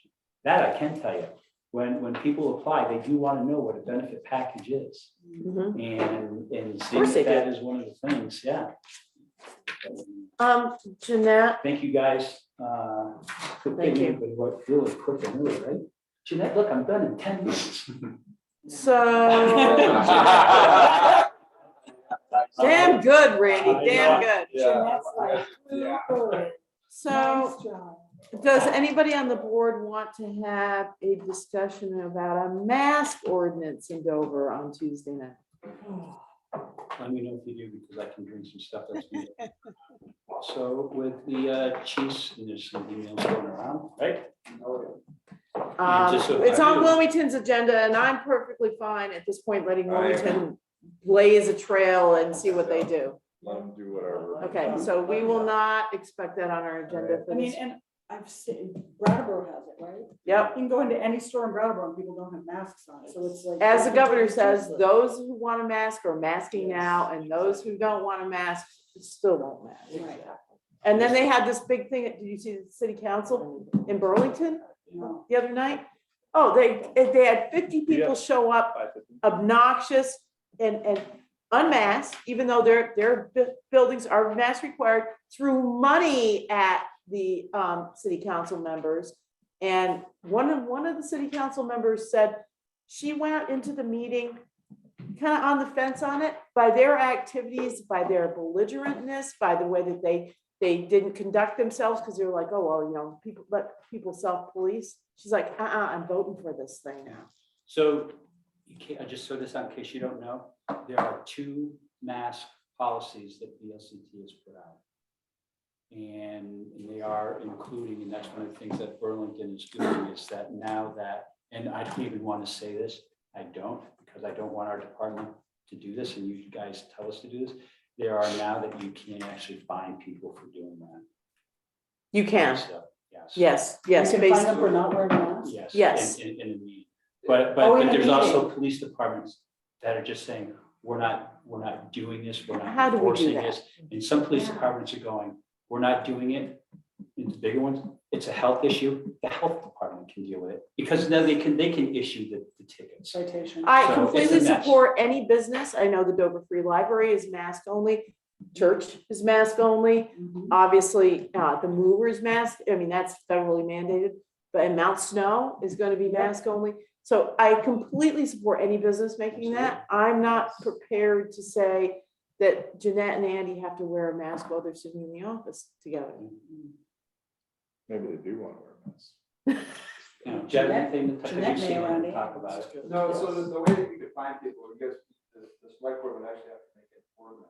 Right. Not And then just they have to- Not just a declaration or whatever we called it the Right. last time, it would be an ordinance, and then we use that. And it'd be good for 45 days the first time, and then every 30 days you'd have to revisit it. So that's the enforcement option. The non-enforcement option still includes if 7-Eleven wants to do it. Yep, So I when it comes completely in not wearing support a mask, I want them out. You're trespassing. and you Right. need to leave. Just like I brought up last year. when we were Right. talking about it. Yeah, They have so, that okay. right to do I just so. wanted to make sure that there weren't people who really thought it should be on the agenda, so. Okay.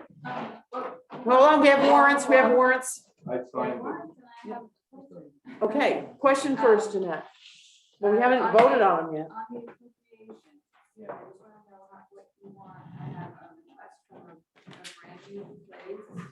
which is, for $500 Southern Vermont Therapeutic Riding Center in Wilmington. so let's do that as a warning, like we usually do brand new ones. This one article. Yeah. Like we used to, it was a new. A brand new one, yeah, I think so. What is, rescue asking for? The same, 30. Okay, so I had a public citizen approach me the other day and say that they wanted to fund them to 50 or 60,000 this year. And I said, well, that's an awkward situation because Wilmington then feels like they have to since they're the bigger town. And I have trouble funding people, organizations that aren't asking for it, like they ask, Giving them more money than. they which we asked did for. last year with Yeah. rescue. And I know that they've got, but if they need it, they should ask for it. So the private citizen who said that to you should go to rescue and say, you should raise your request and I will support you at the town meeting. Well, this person is gonna make the motion from the floor. if We Well, don't do this it. person is being silly because they could go to rescue and ask rescue to do I it know. themselves. But then Wilmington would feel compelled, because, no, they would. But So if rescue anyway, asks us for the money, then maybe they ask Wilmington for the money or not, but if they. I'm just saying, I'm agreeing, you know, Yeah. this person is asked, they want to try to do an end around. yep, kind of again, thing, and like that's- happened last year. at town And meeting. that's, but didn't we say no? No, You we couldn't- said, the voters said yes. but They did- I said thought we 30, Right, Yeah. but that's where they're at now, is at 30. which is what we upped it to last year. Right, but we didn't, they wanted to up it more and we said. we It held the was line. 25 warned, and Right. then they upped it and So upped like- it, tried to up it again, and And Yeah, Ran, we settled on 30. and And we settled Andy on- and Rich and I talked. Yeah, Based I think on we should just. Robert's rules rules. of how much you can, how Right. much you can increase. in well, your that's why warrant this, article. this person wanted it to be 50 Right. this year. It has to be like within a. I'm pretty sure it's the same person who did it last year too. So Just- anyway, Right, yeah, you Okay, can't. so wait, Jeanette's got the floor. Yeah. Sorry, Jeanette. So also, if anybody wants to increase, like Sash has increased theirs by 25%, 20,000 to 25. I think we should also warn that. As a warrant Mm-hmm. article. But again, petitions you don't want, just warrant article. Well, SASH is already a funded agency, so And the gathering place, which obviously they is don't. gone now, but we always funded them when they were in Brattleboro, which they're still in Brattleboro. And so. How much do going they back want? A few years, like 3 years, I guess, before it came to Dover, it was $500. Maggie is now asking $3,000 for the gathering place. I think I that want- that's a discussion that needs to be had too, so that they say, they can come stand up and say, you know, we're still here, we may have left over, we're Correct. still here. It gives them the opportunity, just like Sevitz, to have that Thanks, small guys. conversation. Thanks very much. So I'd say a warrant article, I feel like somebody punched me really. hard. because with them leaving, I think there are people in town who would question. Yeah, and they messed up my idea. Okay, so do you have any other questions, Jeanette?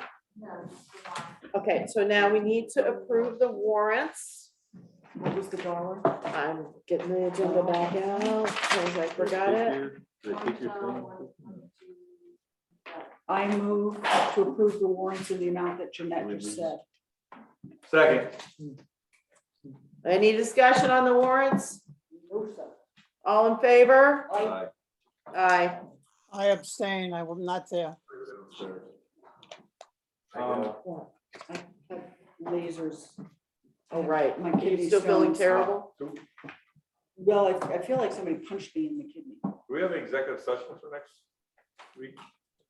Do we, Jeanette? We can do one if we need to, right? If needed, yes. Thank you, everybody. Thank you. I, Then you have do you have DRD? I have, You want it again? It's a school thing. It's a school thing. Yeah, it should. I think they. and then next Tuesday is the Rotary Christmas party. Oh, that's it. That's at the Hermitage at 6:30. And I was like, Well, are you well, going to the chamber party? when's that? On Sunday at the Hermitage. Everybody's Club. I never even heard about it. I know, it was Scott, see you weird. later. So it's free. Bye, Scott. You can only, you get